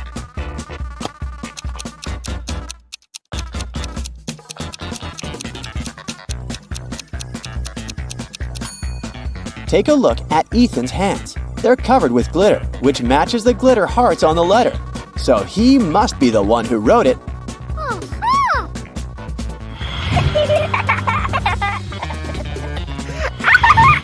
Richard wanted to get a special anniversary gift for his wife, Rachel. He decided to check her wish list to pick something from there. The list included the first edition of Jane Austen's Pride and Prejudice, a pearl necklace, and a luxury handbag.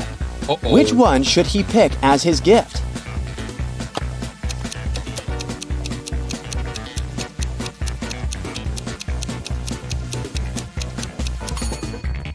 Take a look around the room. The first edition of Pride and Prejudice is already among the other books in Rachel's bookcase. The same goes for the pearl necklace. It's right here around the neck of the statue.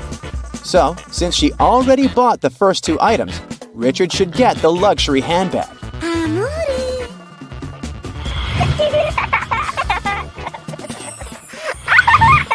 During her honeymoon, Jenny lost her matching gold wedding ring by the poolside. Oh, no. Her husband, Tristan, thought it was actually stolen and he was suspicious of these 3 people. Can you tell which one stole the ring?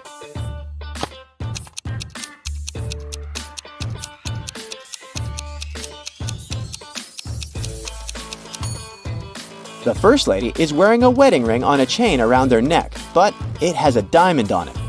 And since Jenny's ring needs to match Tristan's ring, which has no diamonds, that's not hers. The second man has several gold rings on his fingers, but none of them can belong to Jenny since they're all too large for her fingers. So, it's the third lady who stole the ring. See the silver-colored spray paint cans on her dress? She tried to disguise Jenny's golden ring by painting it silver, and she didn't even do a good job on that.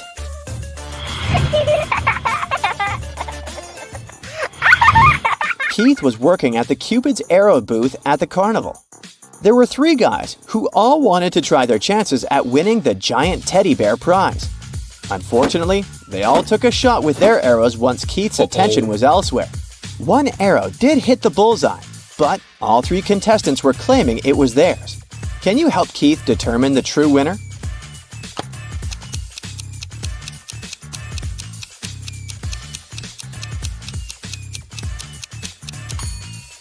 Take a look at the second guy's backpack on the ground. It says National Archery Team on it. That means he must be the actual archer. So it's likely that he's the real winner.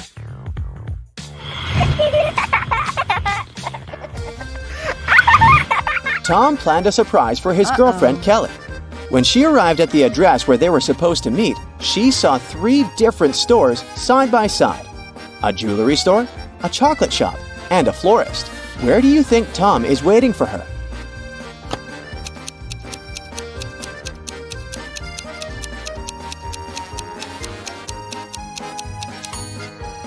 Take a look at the display window of the chocolate shop. Among the chocolate letters, you can find the word surprise. So that's where Tom is.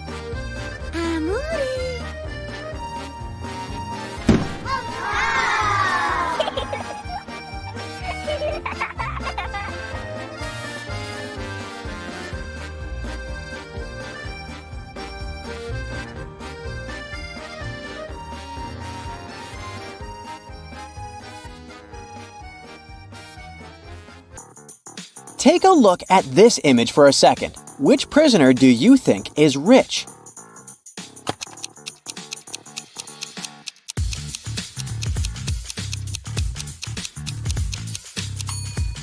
Let's see. It can't be the first guy since his food is partially rotten. It looks like the other inmates don't really like him, and he doesn't have a lot of power inside the prison. The second guy, while he looks super wealthy, his jewelry is actually fake. This leaves us with the last guy, and bingo, it's him! Look, he's got a laptop under his plate and a phone under his arm. He's the richest for sure.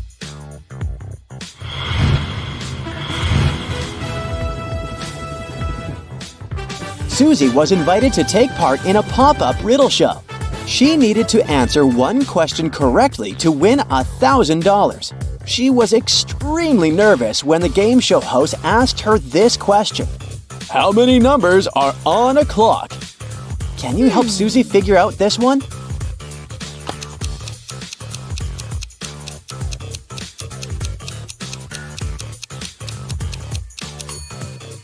The answer looks obvious, but it's not. You need to do some math. The correct answer is 15. It doesn't work if you simply stare at the clock and say there are 12 numbers. You see, the numbers 10, 11, and 12 are made up of smaller numerical numbers, so the correct way to count it would be in a clockwise fashion. 1, 2, 1, 2, 3, 4, 5, 6, 7, 8, 9, 1, 0, 1, and 1. Phew! A local thief was running around playing tricks on some neighborhood stores. On a Saturday morning, he walked inside Mrs. Buchanan's shop and stole a $100 bill from the counter when she wasn't looking. He grabbed a shopping cart and filled it with $70 worth of goods.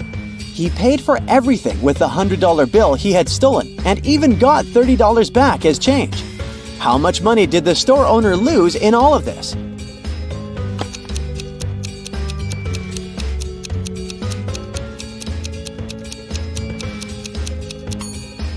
The shop owner just lost $100. I know it sounds too simple, but here's the deal.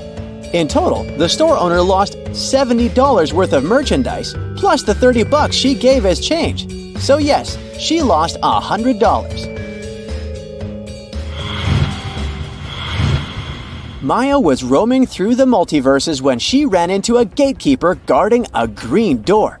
She said she needed to go through the door in order to access her original timeline. But the gatekeeper would only let through those who answered his riddle. He told her that some things can go through the green door while others cannot, and she needed to figure out what all of the things had in common. And then he tells her, you can come through the door with a carton of eggs, but not with a box of donuts. You can pass through it with a gallon of skim milk, but not a quart of it. You can bring with you some bamboo, but not jade, orchids, philodendron, or ivy. Sadly, you can't come through with dogs and cats unless they're still puppies and kittens. Can you help Maya figure out the pattern in common with all of these things?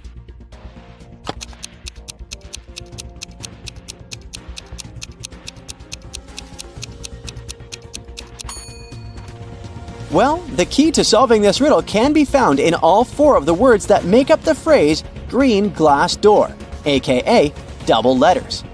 If something is spelled with double letters, it can go through the green glass door. If there are no double letters in its name, then it can't. Mark went to the farmer's market to do his weekly grocery shopping.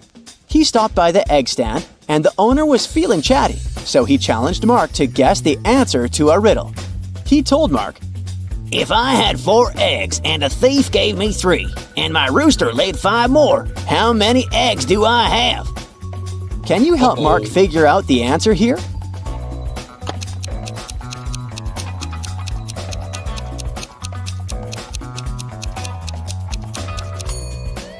I'll get one thing out of the way. It's not a simple math problem. It doesn't work if you just add everything up. But here's the first problem. Roosters don't lay eggs, so those eggs are out of the equation. And then if you read correctly, the man said, if I had 4 eggs, which means that he had 0 eggs to begin with.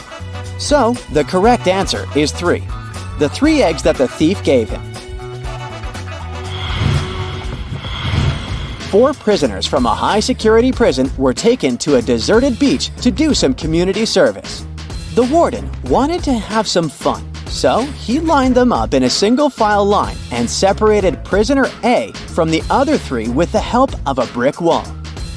He gave each prisoner a hat, either black or white, without telling them which color they each got. In total, there were 2 black hats and 2 white hats. He told them that all prisoners would be sentenced to prison for life Except they could guess correctly which color of hat they had in under 10 minutes. The prisoners weren't allowed to confer with each other, and they weren't allowed to move around or change positions. They got super nervous, of course, but they had no other option than to play the game. Luckily, just before the clock struck 10 minutes, one of the prisoners guessed correctly their hat color. Can you guess which prisoner it was? P.S. There is only one correct answer.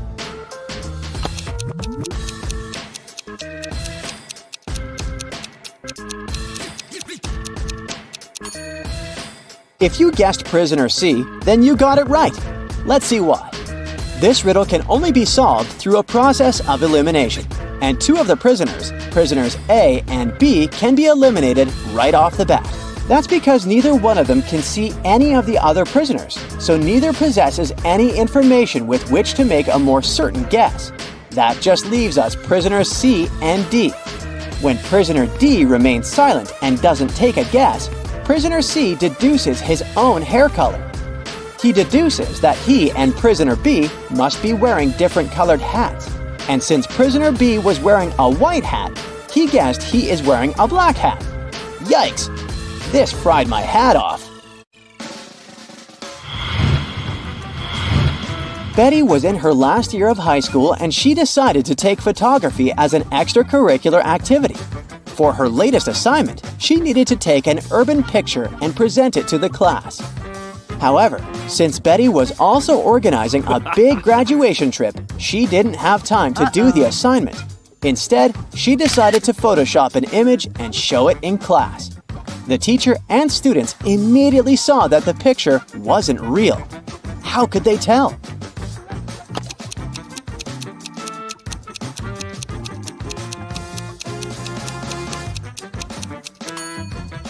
Well, because that person over there has two heads. It looks pretty cool, but that's kind of a difficult phenomenon to find here on this planet.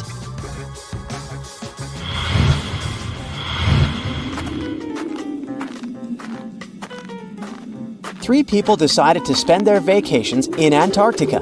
Bianca had some trouble with the harsh weather, but felt it was worth it in the end. Pablo had a great time photographing the penguins for his social media page. And Helena got to do some fishing while she was there.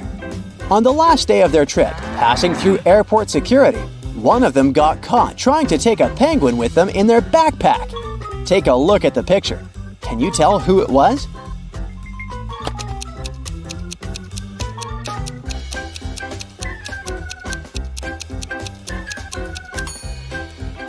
Let's see what we have here. Well, is that a penguin's feet poking out of Helena's backpack? It sure is. Guess she did more than just fishing during her vacation.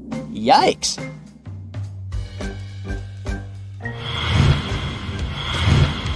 December 5th is Bloomfield Town's Contest Day. For this year, the mayor picked bakery as the theme, so contestants needed to bake the best dessert to win. The only rule was that the bakers couldn't use sugar in their recipes, only natural sweeteners. When the mayor went to judge the 4 finalists and pick the best dessert, he immediately disqualified one of the bakers, saying they had cheated. And he did that without even tasting the desserts. Take a look at the contestants and see if you can spot the cheater.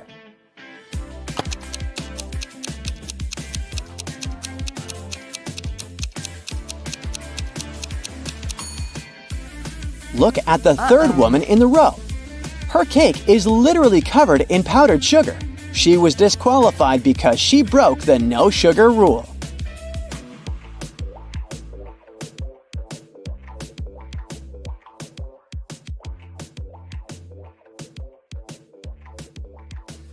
Well, have you been looking for a chance to put on your detective hat?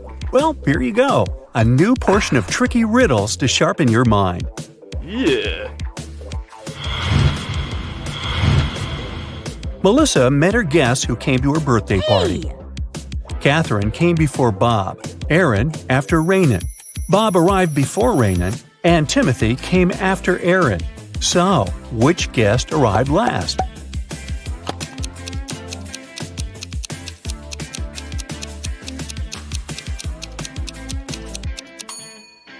Timothy was the last one to come.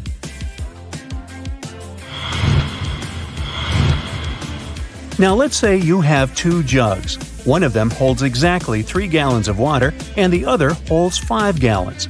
With the help of just these 2 jugs and a fire hose, how can you measure out exactly 4 gallons of water?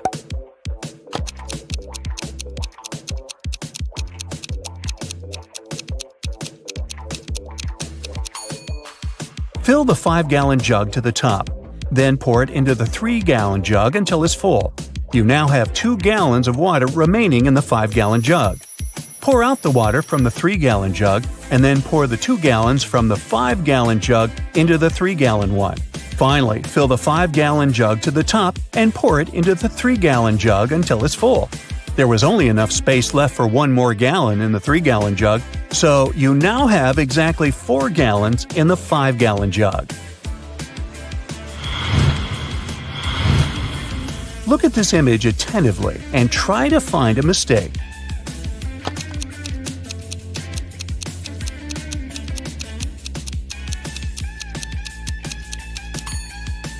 There's no river on the other side of the bridge. Where does it disappear?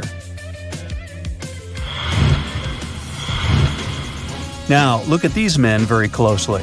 Can you figure out which of them is a fake doctor?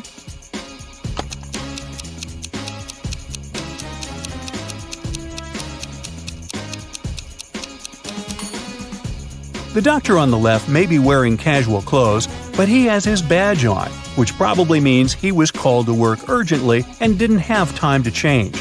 He's also holding a stethoscope. The doctor in the middle is holding a spoon. But even though it looks suspicious, he has just given a child patient some cough syrup. You can also see a badge on his uniform. As for the man on the right, he's not a doctor. There's no badge on his uniform. And if you examine him more attentively, you'll notice the police uniform under his white coat.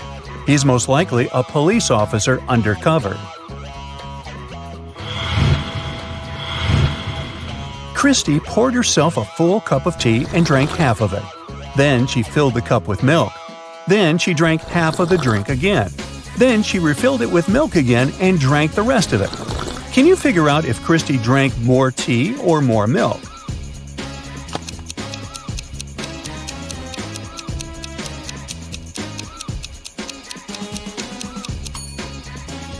She drank the same amount of tea and milk. Look, Christy ended up drinking all her tea since the cup was eventually empty. Christy refilled the milk 2 times, and every time it was half a cup of milk, totally a full cup of milk. Deceptor, a famous magician, announced that he could throw a ping-pong ball in such a way that it would go a short distance, come to a complete stop, and go in the opposite direction.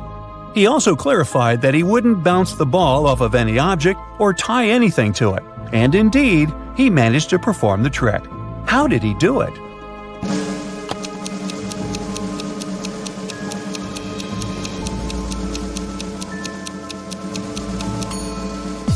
He threw the ball straight up into the air.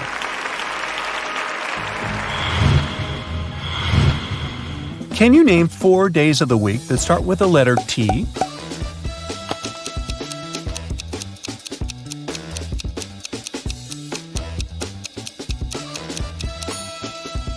These days are Tuesday, Thursday, today, and tomorrow. Now, listen up. All statements are true except one. 3 days ago was not Friday. The day after tomorrow will be Saturday. Tomorrow is not Wednesday. In 5 days, it's a day off. Yesterday was not Saturday. So the question is, what day of the week is today? Wednesday, Thursday, Friday, or Saturday?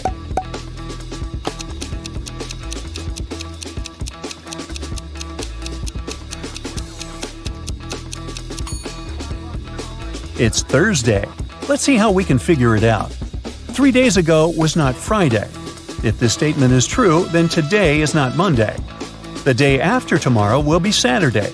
If it's true, then today is Thursday. Tomorrow is not Wednesday. Then today is not Tuesday. It's a day off in 5 days. If this statement was true, today would be Monday or Tuesday. But in this case, the statement contradicts the first and third ones. It must be false. Yesterday was not Saturday. It means that today is not Sunday. Based on all this, we can conclude that today is Thursday. There were 2 plastic jugs filled with water. Can you put all the water into one barrel without using any dividers and still tell which water comes from which jug?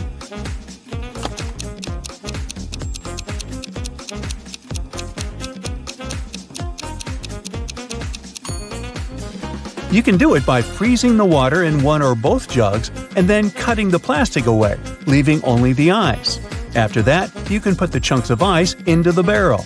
This way, you'll be able to tell which water comes from which jug.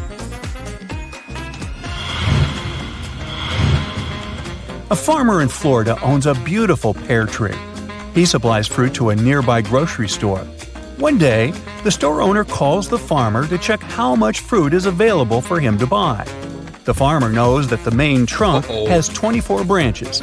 Each branch has 12 boughs, and each bough has 6 twigs. Since each twig bears one piece of fruit, how many plums will the farmer be able to sell?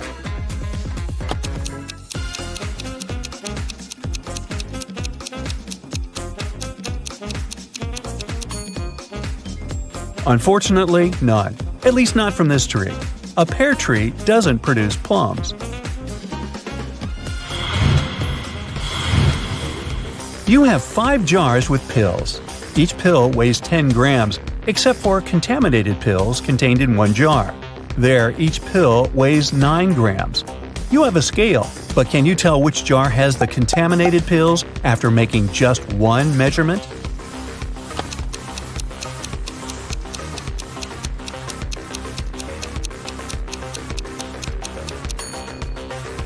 To find the contaminated pills, you should follow the following steps. Take out 1 pill from jar number 1, 2 pills from jar number 2, 3 pills from jar number 3, 4 pills from jar number 4, and 5 pills from jar number 5. Put all these 15 pills on the scale. The correct weight should be 150 grams. But since one of the jars has contaminated pills, the weight will definitely be less than 150 grams. If the weight is 149 grams, then jar number 1 has the contaminated pills, because there is only one pill like that. If the weight is 148 grams, then the contaminated pills are in jar number 2. If the weight is 147 grams, the contaminated pills are in jar number 3, and so on. Many, many years ago, one guy was captured by an evil witch who kept him in her house. There was a cellar door in the house, and the witch warned the guy not to open it because he was not ready to see what was behind it. Can you guess what was on the other side of the door that the witch didn't want the guy to see?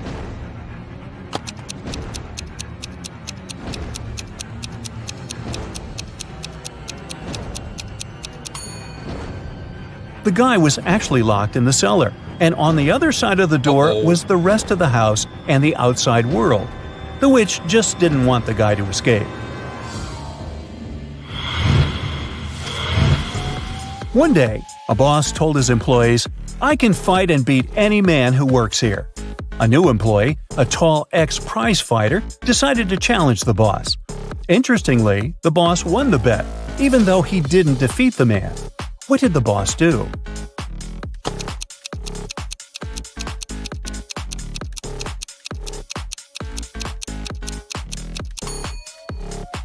Not to lose face, he fired the new employee on the spot. This way, when he defeated the boss, he wasn't working in the company anymore. Marty and Jill wanted to copy 3 60-minute tapes. They have 2 tape recorders that will dub the tapes for them, so they can do 2 at a time. It takes 30 minutes for each side to complete. Therefore, in 1 hour, 2 tapes will be completed, and in another hour, the third will be done. Jill says all 3 tapes can be finished in 90 minutes. Can you figure out how it is possible?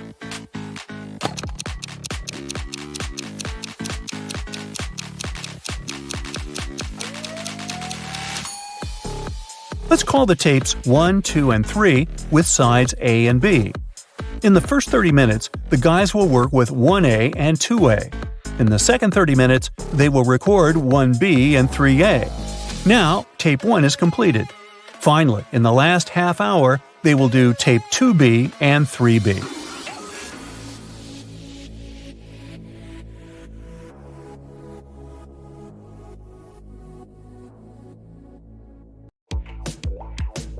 Get ready! These riddles will show you how attentive you are and how sharp your eyesight is. Let's rock it! Yeah.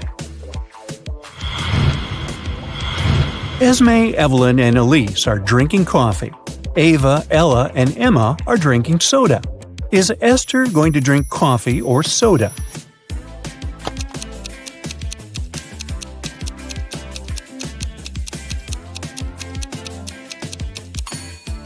Esther is going to drink coffee. The letter E in her name is used twice, just like in the names of the other coffee drinkers. Here's a tough question. Look at the picture and choose what or who you'll say first.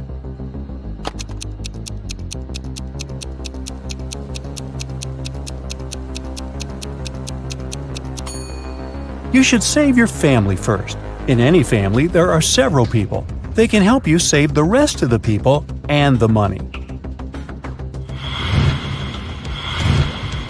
Look at these pictures. There's something wrong in one of them. Can you figure out what it is?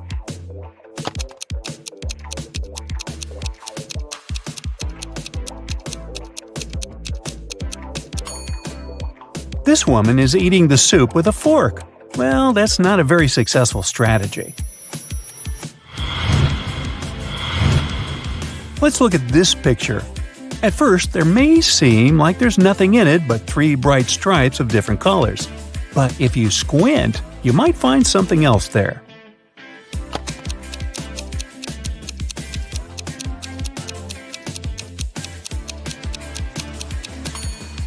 Have you spotted several faint numbers in the image? They are 55, 37, and 22.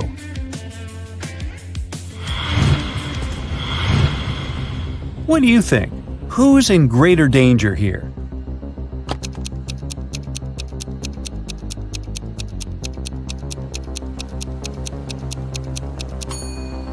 It's the woman. If the man doesn't provoke the sharks, they might just circle him a few times and swim away. Or they might not be interested in humans altogether. But the flames won't be so hesitant.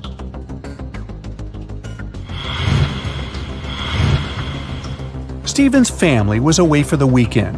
When they came back, they found Stephen injured and unconscious in the living room. The maid said she had been cleaning the house all morning and then had taken a nap in the afternoon. The cook told the police he had been making a food inventory in the afternoon. And the driver said he had been away, driving the kids to a museum. Who has something to do with the accident?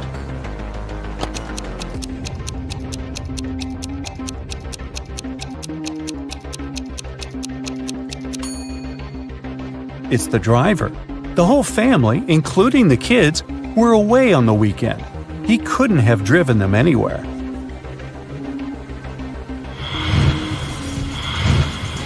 Now, are you witty enough to crack the following riddle?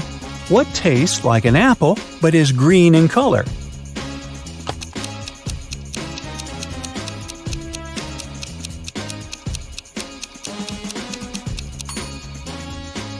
It's a green apple. Nothing less, nothing more. How many letters are there in the vowels?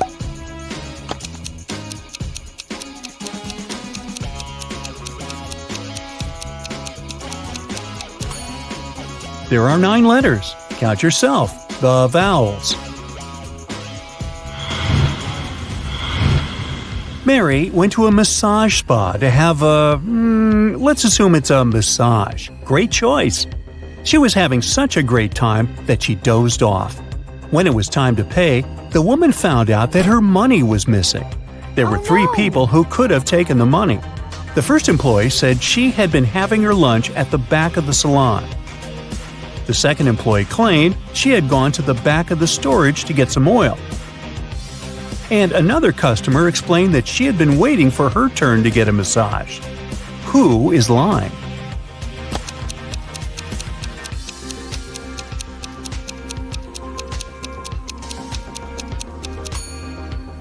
The second employee. Why would she need to go to the storage if she has a few bottles of oils right there?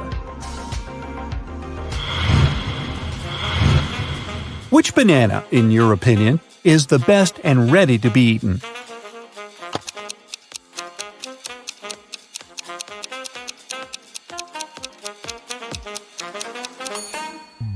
You should pick banana number 4. It's ripe and yellow, and there are no brown spots on it yet.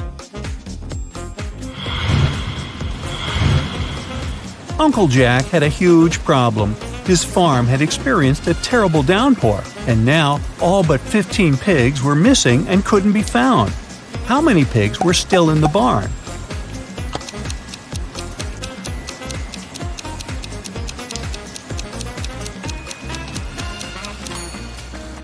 $15.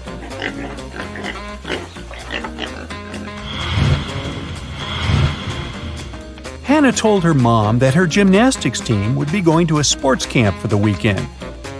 Her mother thought it was a lie, and Hannah would spend the weekend with her boyfriend instead. And still, she helped her daughter pack her bag and didn't say a word. When Hannah came back from her weekend away, she complained to her mom that she had forgotten to pack a toothbrush. That's when her mother made sure Hannah was lying. But how did she understand it?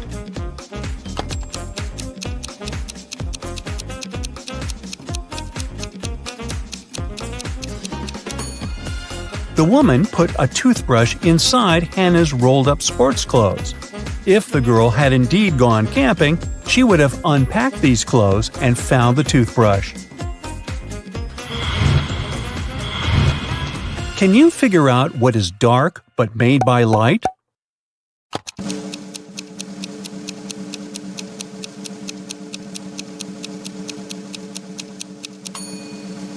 It's a shadow, a dark area that only appears when there's a source of light.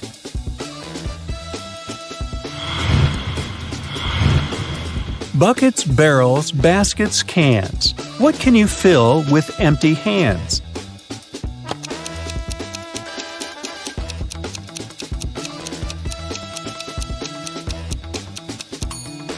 Well, if your hands are empty, you can only fill gloves.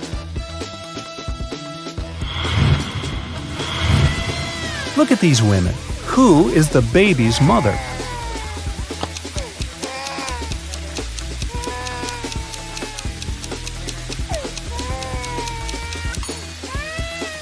It's the woman on the right. Have you noticed diapers lying in the corner? Now pay attention to these people and to what they're doing.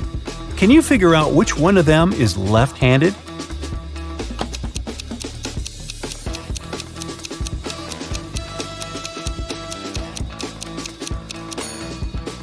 It's the waitress. She serves with her left hand. That's why she needs to hold the tray with her right hand.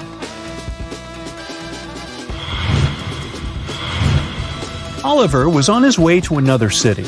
It was late evening, and at some point, the man felt tired and sleepy. He immediately stopped at the nearest hotel and went inside.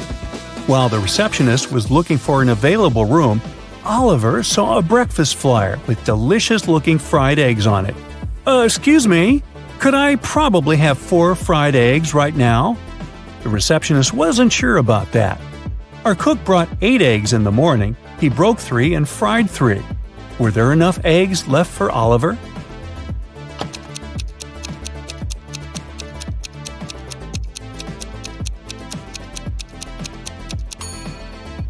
The cook broke 3 eggs and cooked them. It leaves us with 5 extra eggs, which should be more than enough for Oliver.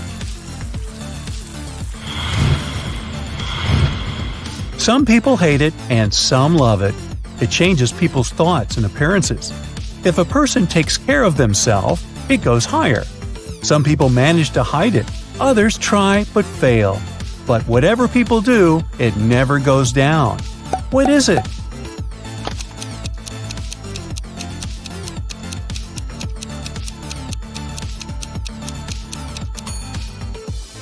It's their age.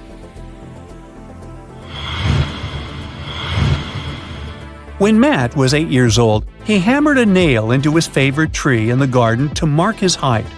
Then his family moved away, and he couldn't check how fast he was growing anymore. 10 years later, at the age of 18, Matt decided to come back to find the tree. If the tree grows 2 inches a year, how much higher is the nail now?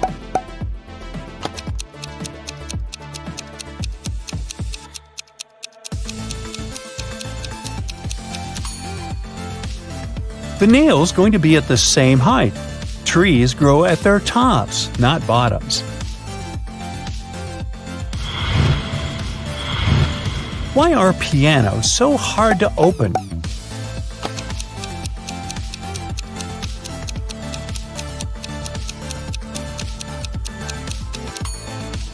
The keys are inside.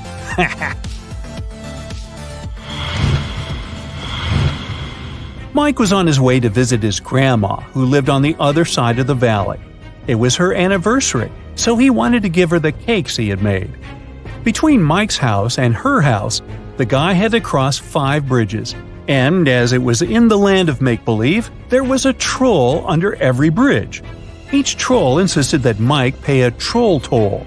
Before the guy could cross the bridge, he had to give them half of the cakes he was carrying. But since they were kind trolls, each of them gave Mike back an entire cake. How many cakes did Mike have to take with him to make sure that he arrived at his grandma's house with exactly 2 cakes?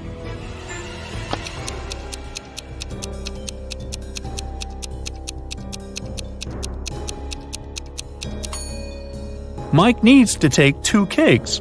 At each bridge, he's required to give half of his cakes, and he receives 1 back, which leaves him with 2 cakes after every bridge. Mr. Brown opened a newspaper in the morning and saw a headline, "Workers want to make less money." He was confused until he read the article. What was going on?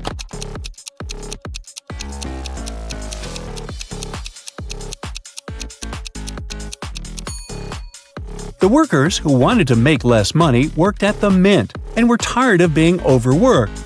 They wanted to work less, which would mean making less money since money is made at a mint.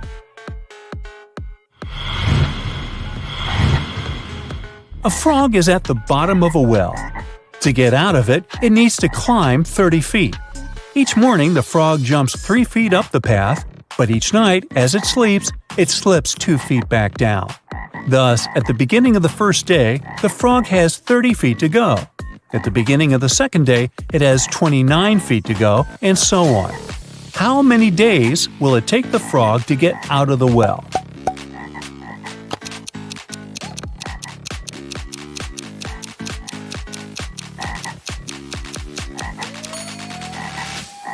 It'll take 28 days for the frog to get out. In other words, it will get out on the morning of the 28th day. This is because at the beginning of this day, the frog has 3 feet left to travel. And since the frog jumps 3 feet forward each morning, it will jump out of the well on this day. Read it?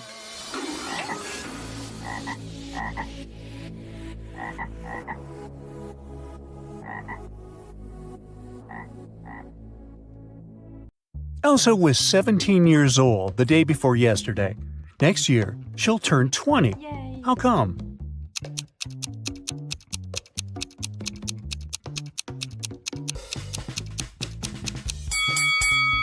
It's possible if the present day is January 1st, while Elsa's birthday is on the 31st of December. The day before yesterday, on December 30, she was still 17 years old. Yesterday, on the 31st of December, she turned 18. Thus, this year, Elsa turns 19 and next year, 20.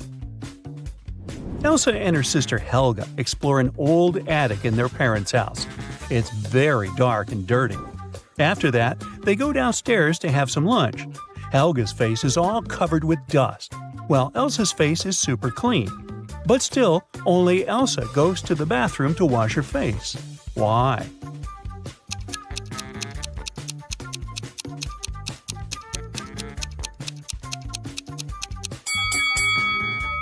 Elsa noticed that her sister's face was dirty, so she thought her face must be dirty too. As for Helga, she saw that Elsa's face was clean and assumed that her own face was clean too.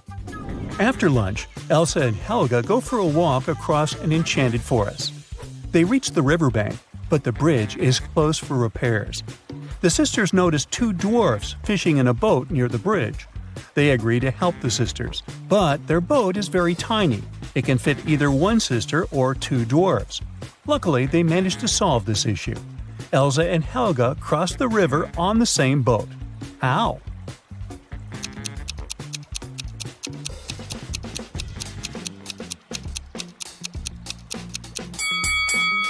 Well, first of all, one of the dwarfs brought his fellow on the opposite bank. Then he headed back for the sisters alone. Helga got into the boat and crossed the river. She gave the second dwarf the boat, and he returned to the opposite bank. He picked his fellow dwarf and brought him to Helga. Then one of the dwarfs swam to Elsa and passed the boat to her. She crossed the river and joined Helga, and finally, the second dwarf returned to his fellow. Helga and Elsa keep on walking and get lost in the forest. There are 3 roads to the nearest town. The first route is filled with mutant plants which feed on humans. The second path leads through an ice cave with a hungry dragon frozen inside a huge ice cube. The third route leads through a village of fairies. Their magic makes humans lose their minds. Which way is safe?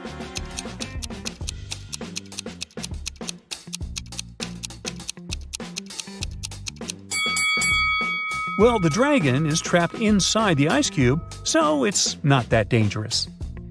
Finally, the sisters reach the town. They're walking down the main street. Suddenly, someone throws an orange right at Helga's head. Elsa identifies the apartment from which the fruit fell out and goes there to complain. She knocks, and a young man opens the door right away. Elsa explains that her sister was hit by an orange that fell from his window. But the guy says, "I was washing my dog when you knocked. Only me and my pet live here, so you confused the floors." But Elsa didn't believe him. Why?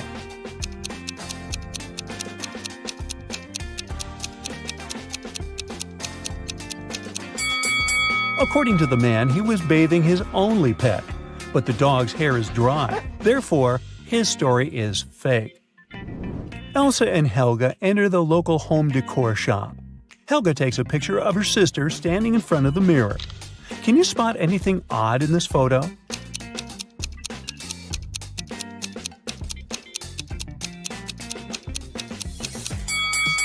Take a closer look at the mirror.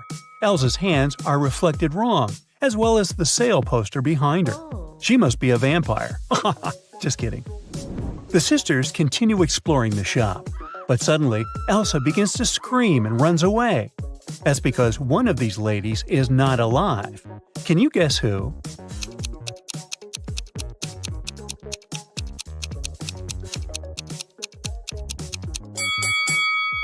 The first woman is an ordinary human. There's a mirror behind her. The third lady has a painting of herself in the background. And the second lady, who's looking over her shoulder, is a phantom. Her reflection in the mirror doesn't match the reality. Elsa decides to hide in a building nearby. Surprise! It's a pet shop. Elsa wanders around it and spots one weird detail. Can you see it too?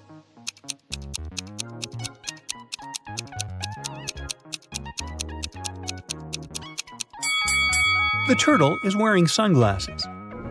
The locals tell Elsa and Helga about a creepy werewolf who has been scaring the citizens for several weeks.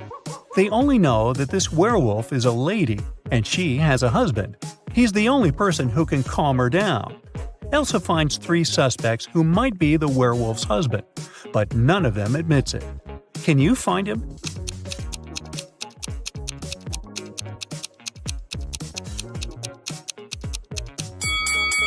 He's the second guy. There are suspicious brownish hairs on his clothes, although his own hair is blonde.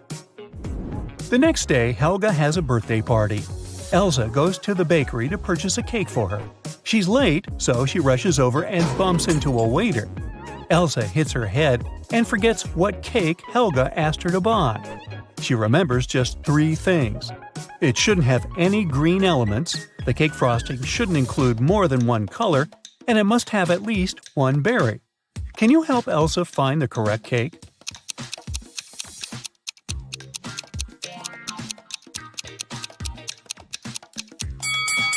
Elsa should take the 4th cake. It's a chocolate cheesecake, so it doesn't have anything green. The glazing is brown and is decorated with cherries. A perfect match. Elsa buys the cake and leaves. The bakery is located inside the highest tower in town. Elsa enters the elevator to go down, but she hits the wrong button and finds herself on the roof. She decides to take some pictures with the iconic huge clock installed at the top of this tower. Oops! Elsa drops her phone from the roof. She decides to leave, but someone has already locked the door, and the elevator won't work. So she's trapped on the roof. Luckily, Elsa can still change the time of the clock. What time should Elsa set on the clock to make someone notice and rescue her?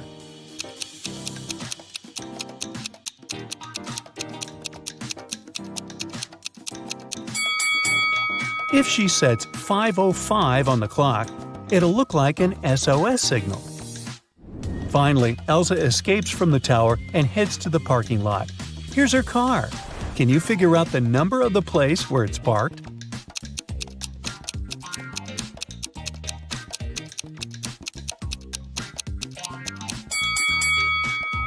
'87. Elsa arrives home. Helga shows her vacation photos sent by her new boyfriend, Kyle. In this case, you can see Kyle, his friend Bob, and a humanoid robot, Neo. Neo is standing next to Bob. A person wearing the yellow mask is not a man. What color is Kyle's mask?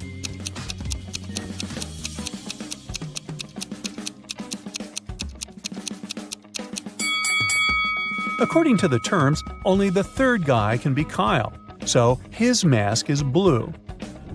The birthday party is going well. It's almost midnight, so Elsa goes to the kitchen and adds candles on the birthday cake. Suddenly, she remembers that the only lighter in the house is upstairs in her room. She leaves the cake at the table for a minute. Then Elsa returns and sees the cake smashed all over the floor. Oh, no. She questions 3 suspects. Lauren says, "I was in the living room all night. I don't know who did it." Wendy says, "I went outside to watch the full moon. It's so beautiful tonight." Kyle says, "I was shooting a TikTok dance with Helga." Who ruined the cake?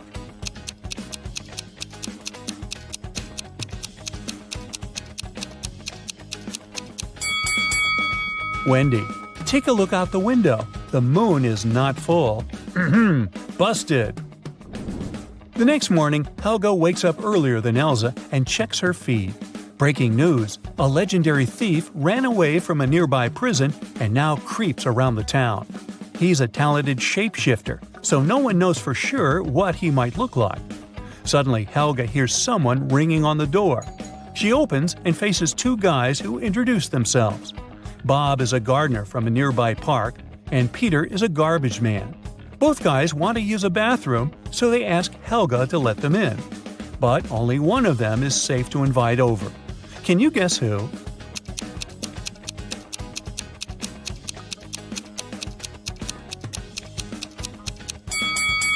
Bob is wearing clothes with red stains, but he's also holding a brush, so he was probably just painting a fence. Let's take a closer look at Peter's facial hair. One mustache has come unglued. It's fake. So he must be the runaway criminal from the news. Now, Carol was invited to a Halloween party in an abandoned house. Her friends asked if she was up for a challenge, and she said yes. Soon enough, she was locked inside a room. In this room, there was 1 door and 3 light switches next to it. Behind the door was an empty closet with nothing but a light bulb. Her task was to figure out which switch controls the light bulb inside the closet. She could flip the switches in whatever way she wanted, but once she opened the door, she couldn't touch the switches anymore. After some minutes of thinking, she was able to get it right. How did Carol do it?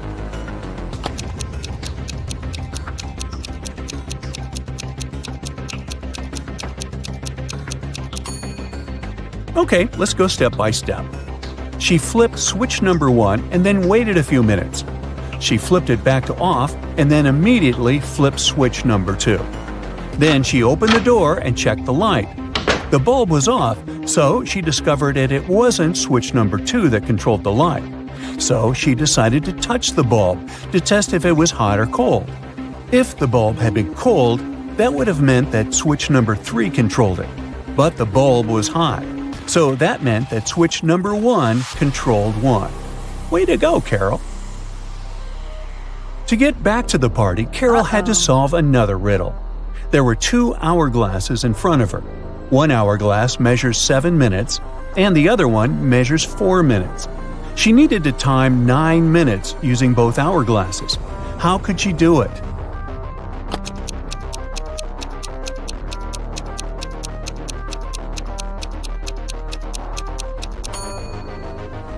First, she turned both hourglasses at the same time.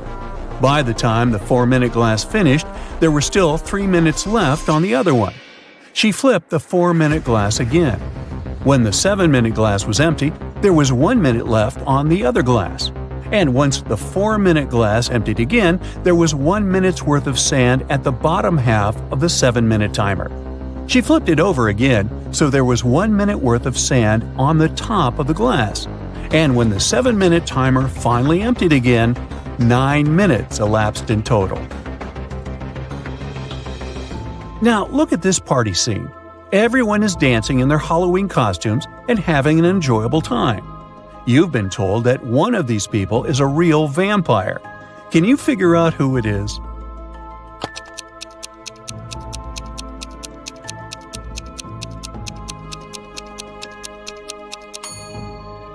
Let's see. The guy on the left is drinking something red, but he has a shadow, so he can't be a real vampire. The second lady looks creepy, could be her, but if you look closely at the mirror on the wall, you'll see her reflection, so it can't be her. Ah, and we can also see the reflection of the fourth guy in the mirror. This only leaves one lady left. She must be the real vampire. Anna sat down to watch her favorite TV show. She made some popcorn, turned on the TV, and nestled comfortably to binge-watch an entire season. Her cat Pepper sat down next to her, but after 5 minutes of screen time, Anna suddenly passed out. Look at the image. Can you guess what happened there?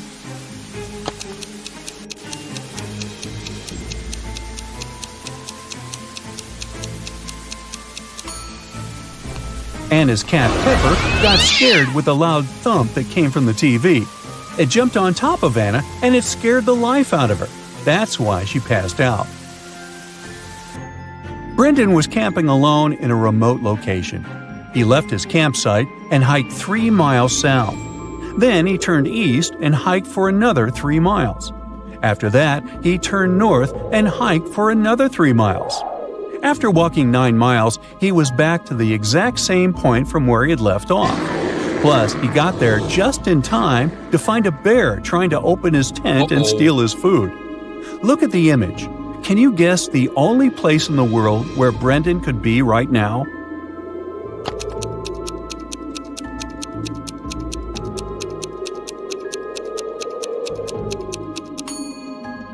It's the North Pole. That's the only place where you can hike for 3 miles south, east, and north and end up exactly where you left off. Fraser bought a cozy home in Vancouver. On a sunny day, he decided to take his dog out for a walk. When he let his dog off the leash, it ran extremely far away from him. At some point, the dog was opposite him across a huge lake. Fraser called his dog, who managed to cross safely to the other side of the lake without getting wet or using a boat. Can you guess how the dog managed to do it?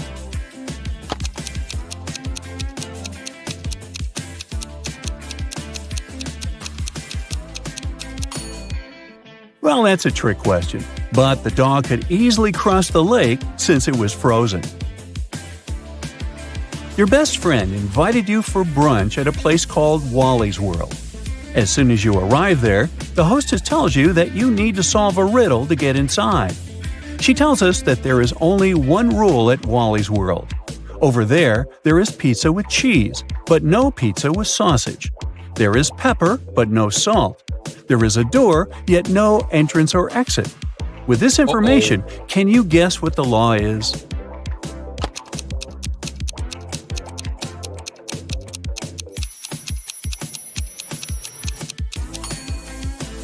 Everything in Wally's world must contain double letters.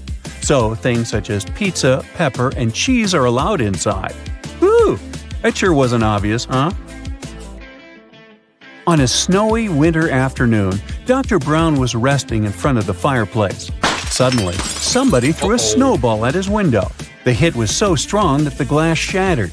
Dr. Brown stood up just in time to see 3 neighborhood boys running away. They were brothers with the names John Smith, Mark Smith, and Dave Smith. The next day, a paper note was left on Dr. Brown's door. There it was written, a question mark, then Smith. He threw the snowball. Dr. Brown knew immediately which brother had done it. Can you figure it out too?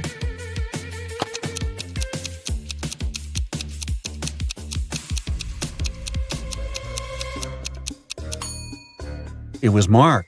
You see, the note said, question Mark Smith. He threw the snowball. But the boys were clever and put a question mark instead to test Dr. Brown's detective abilities.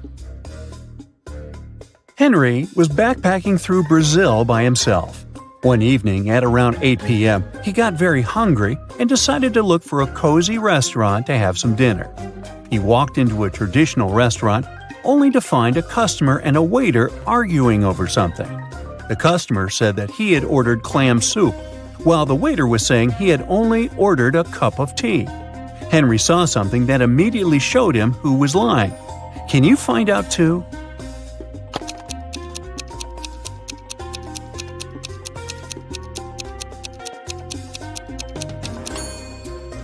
The customer is lying. Behind him, there's a huge sign that says the restaurant only serves soup from 1 to 4 p.m. Since it was 8 p.m. in the evening, the waiter would have never accepted the customer's order in the first place. Cheryl ran into her house extremely worried. I set off as soon as I heard the news, she told the police officer. I was at my parents' house in another town. What's happened to my husband? Well, the police said, somebody hurt Mr. Moffat, and he ended up in the hospital. He's going to be okay, but we still need to find out who did this to him. The police officer has questioned 3 suspects so far. Mr. Moffat's secretary said, I was sent to visit Mr. Moffat's business partner in the morning. Some important documents needed signatures. The cook said, I haven't left the kitchen today. Mr. Moffat wanted me to prepare a meal for him and his wife. The housekeeper said, I didn't hear anything today. I was doing some household chores all day long. After that, I was so tired, I decided to take a nap. The police officer realized who the culprit was in no time. Can you figure out who did it?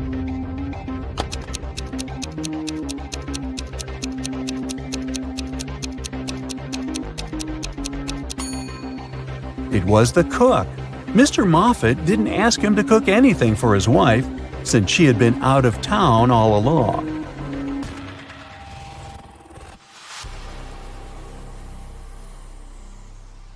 Becky attended her high school reunion last weekend. Hello! All of her friends seemed to be doing really well in life. Connor showed up wearing clothes from expensive brands. Hello! Matilda had not just 1 but 2 of the latest smartphones. Oh! Tom showed up in a fancy sports car, and Beth was wearing a luxurious watch on her wrist. Take a good look at Becky's friends. Can you tell who is really rich?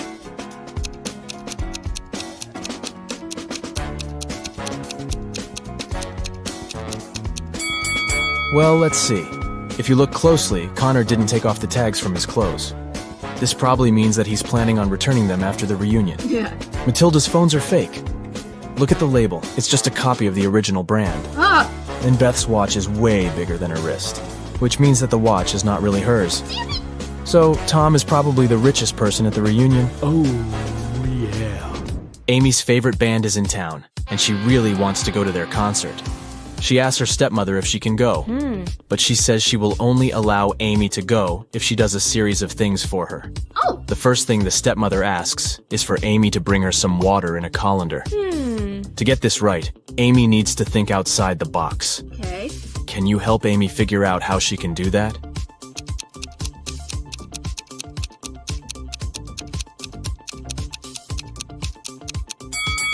Amy needs to freeze some water and put the cubes in the colander. Yeah. Technically, frozen water is still water, right? Next, her stepmother asks Amy to pick out the perfect evening dress for her.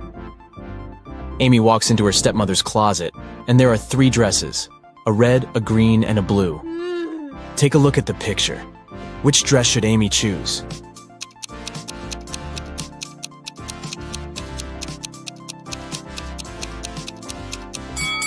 If you look closely, the button on the blue dress is about to come off.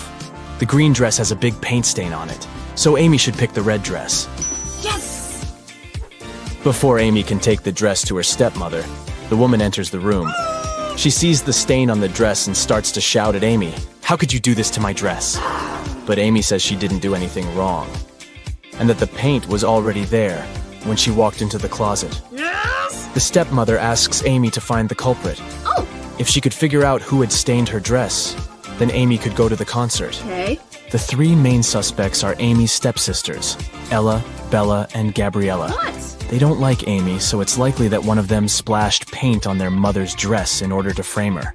When the stepsisters are out of the house, Amy sneaks into their bedroom to try to find the culprit. Take a look at the room. The first bed belongs to Ella, the second belongs to Bella, and the third bed belongs to Gabriella. Can you tell who did it?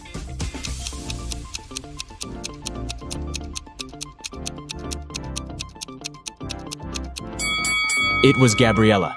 Her bed is the third one on the left. And if you look closely, it has a bucket of paint under it. Emily and Barbara are getting ready for a girls' night out. Yes! They are putting on makeup and getting their hair done. They have pretty similar tastes, and their things look pretty much the same. But one of them has more money than the other. Oh! Looking at the image, can you tell which one has the more expensive stuff?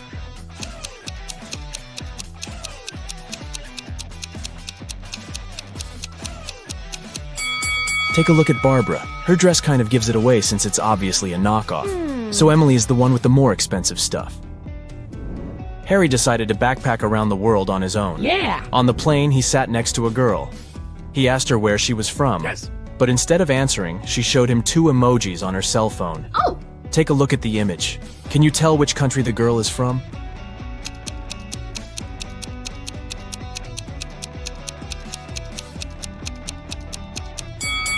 Let's see. That's an iron and a piece of land. I guess she's from Ireland? As soon as Harry landed in Paris, he went strolling along the streets to find a place to stay.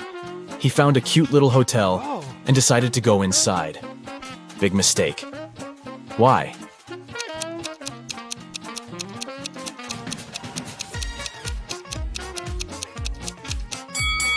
Take a look at the window on the last floor. It looks like there's a ghost. Yikes. I'd look for another place to stay if I were him. After he found a better hotel to stay in, he decided to get lunch. He ordered the classic French onion soup. Yeah! But when his dish came, it was filled with cockroaches. He called the restaurant's manager to tell them about the incident. The manager said, "This is unacceptable. I will find the person who did this and fire them immediately." There were 3 suspects. The cook said that he had prepared the soup as usual. It was okay when he passed it to the waiter. The waiter said that he hadn't touched the soup. He just served it to Harry and hurried to take the order from another table. The manager also questioned the cleaner, who said that he had spent the last hours cleaning the bathroom and had no idea what the fuss was about. Can you tell who is guilty?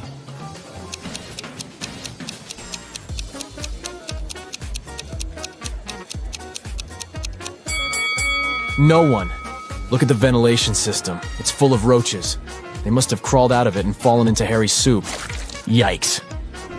There are 3 passengers in the business class of an international flight that is headed towards Rome. Take a look at these 3 people. The first lady looks pretty well dressed. She's wearing a luxurious designer handbag and is texting on her expensive phone. Hello. The guy in the middle is working with stock charts on his laptop, and the third guy is enjoying a cup of coffee while reading an article in the Financial Times. Can you tell which one is the real billionaire?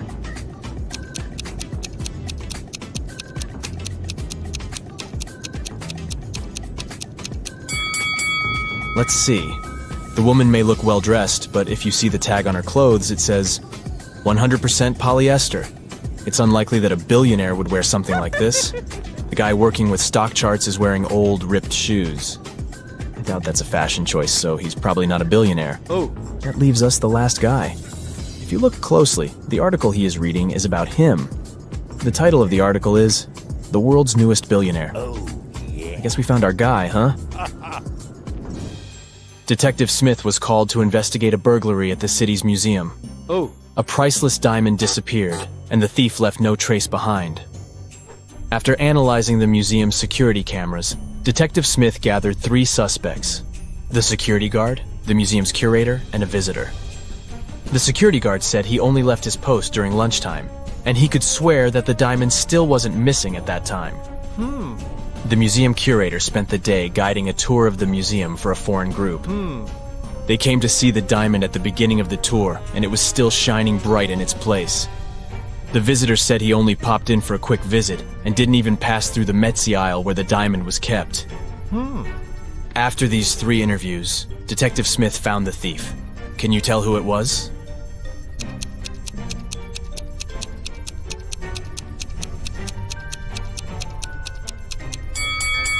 It was the visitor.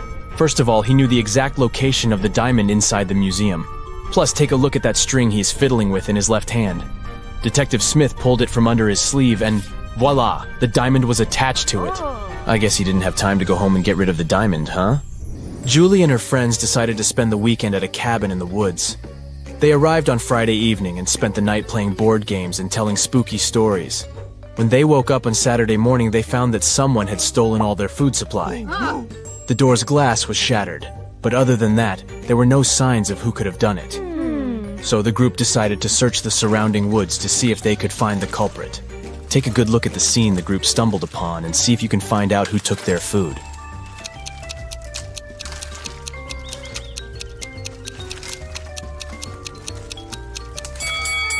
What's that at the left corner? Those look like bear footprints, huh? And not just one, but rather an entire family of bears. Oh, and they even left an Oreo wrapper on the ground as evidence. Yep, these grizzlies were the culprits for sure. Atlas woke up in the attic of an abandoned house. He tried to find a way out of the house, but all he could find was a room with 3 doors. Each door hid a different danger. The windows and floor behind the first door were made entirely of magnifying glass, which meant that the sunlight would probably burn him if he entered. The second door hid a room full of poisonous gas, and behind the third door was a hungry lion. What should Atlas do to escape?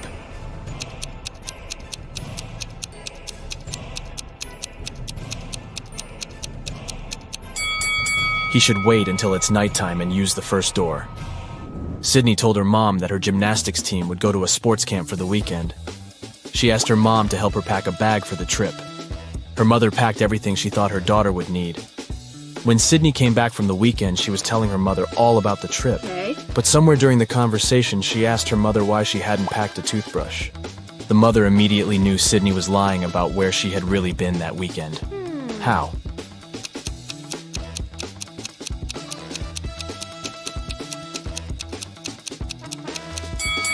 Because Sydney's mother did pack a toothbrush, but she put it under Sydney's gymnastics clothes.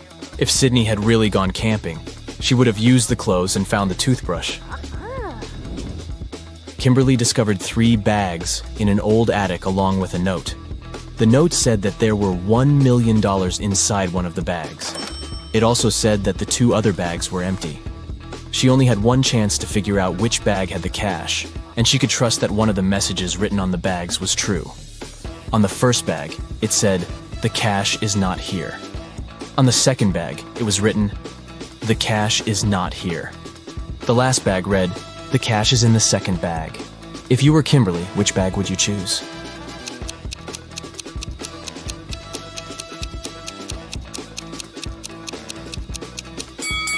You should choose the first bag.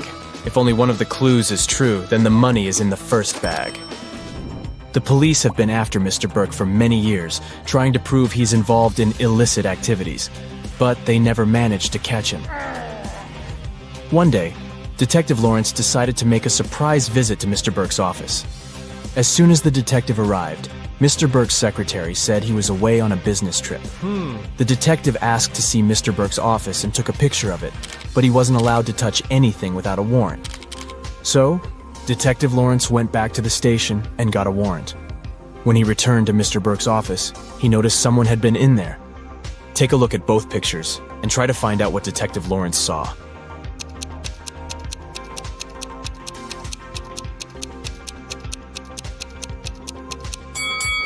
The desk lamp is tilted and the books are in different places. Someone definitely was in that room. Detective Lawrence decided to search Mr. Burke's entire office. In one room, he found there were footprints up until the middle of the room, and then they disappeared. The only window of the room was open. "Oh no!" Detective Lawrence shouted. "I can't believe he escaped again." He took a picture of the room and took it to the police station. At the station, he showed the picture to the other detectives, and one of them said he had cracked the case. Take a look at the picture. How did the detective solve the case?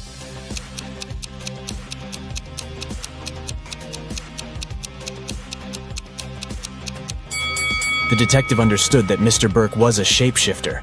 This explains why the footprints didn't reach the window. Plus, look at all the bird food on the floor. He probably shapeshifted into a bird and escaped. It's Lily's birthday, and Leah offered to treat her to a spa day. They arrived at the marvelous Pink Lotus Boutique Spa for their day of treatment, and were sent to different rooms. One of the women received a text on their phone saying, "Be careful. Take a look at the image. Can you tell which friend is in danger?"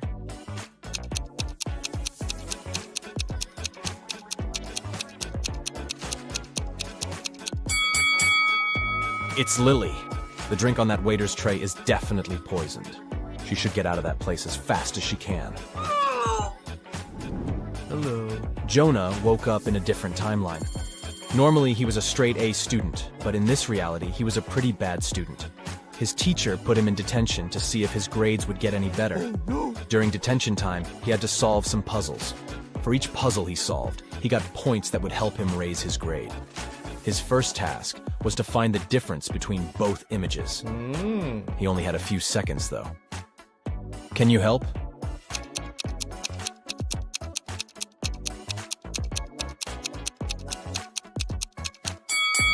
Yep, that one on the right didn't have the scribble on the paper. For his next detention challenge, Jonah had to spot the difference between these two rabbits riding a motorcycle. Don't ask too many questions, just help him out.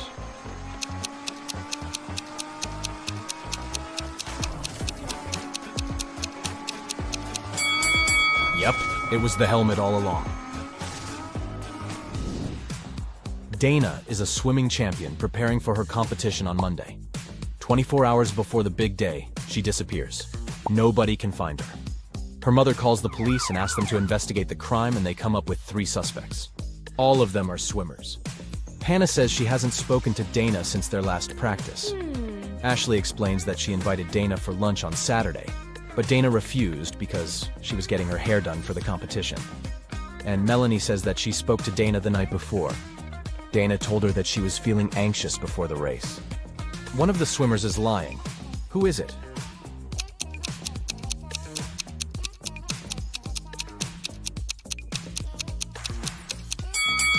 I mean, it's definitely Ashley. It doesn't make sense for a swimmer to get her hair done before a swimming match. It will get wet anyways. Daniel is a sailor on a large cruise ship. One day the captain asked him to go to the ship's lowest deck and get some supplies. But as the man was walking down the ladder, it broke and he fell down. Try as he might, he couldn't get out. And oh no! The situation was worse than he thought. There was a hole on the ship's hulk, and water was starting to fill the lower decks. Take a look around. Is there anything Daniel can do to save himself?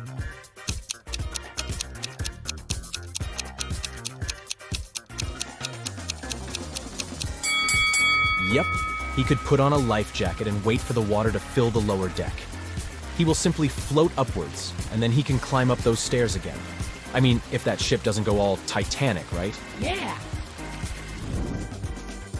Amelie was exploring her grandmother's closet when she came across something spectacular. A time machine. She set the date back to the 16th century and pressed go. She spent the day exploring a local market, but people kept looking at her differently.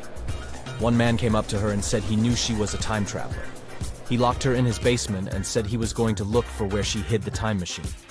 Amelie was so frustrated she got caught and was afraid she might never go back to her real life. That's when she saw that the basement had an old piano. Do you have any clue how Amelie can use that piano to escape?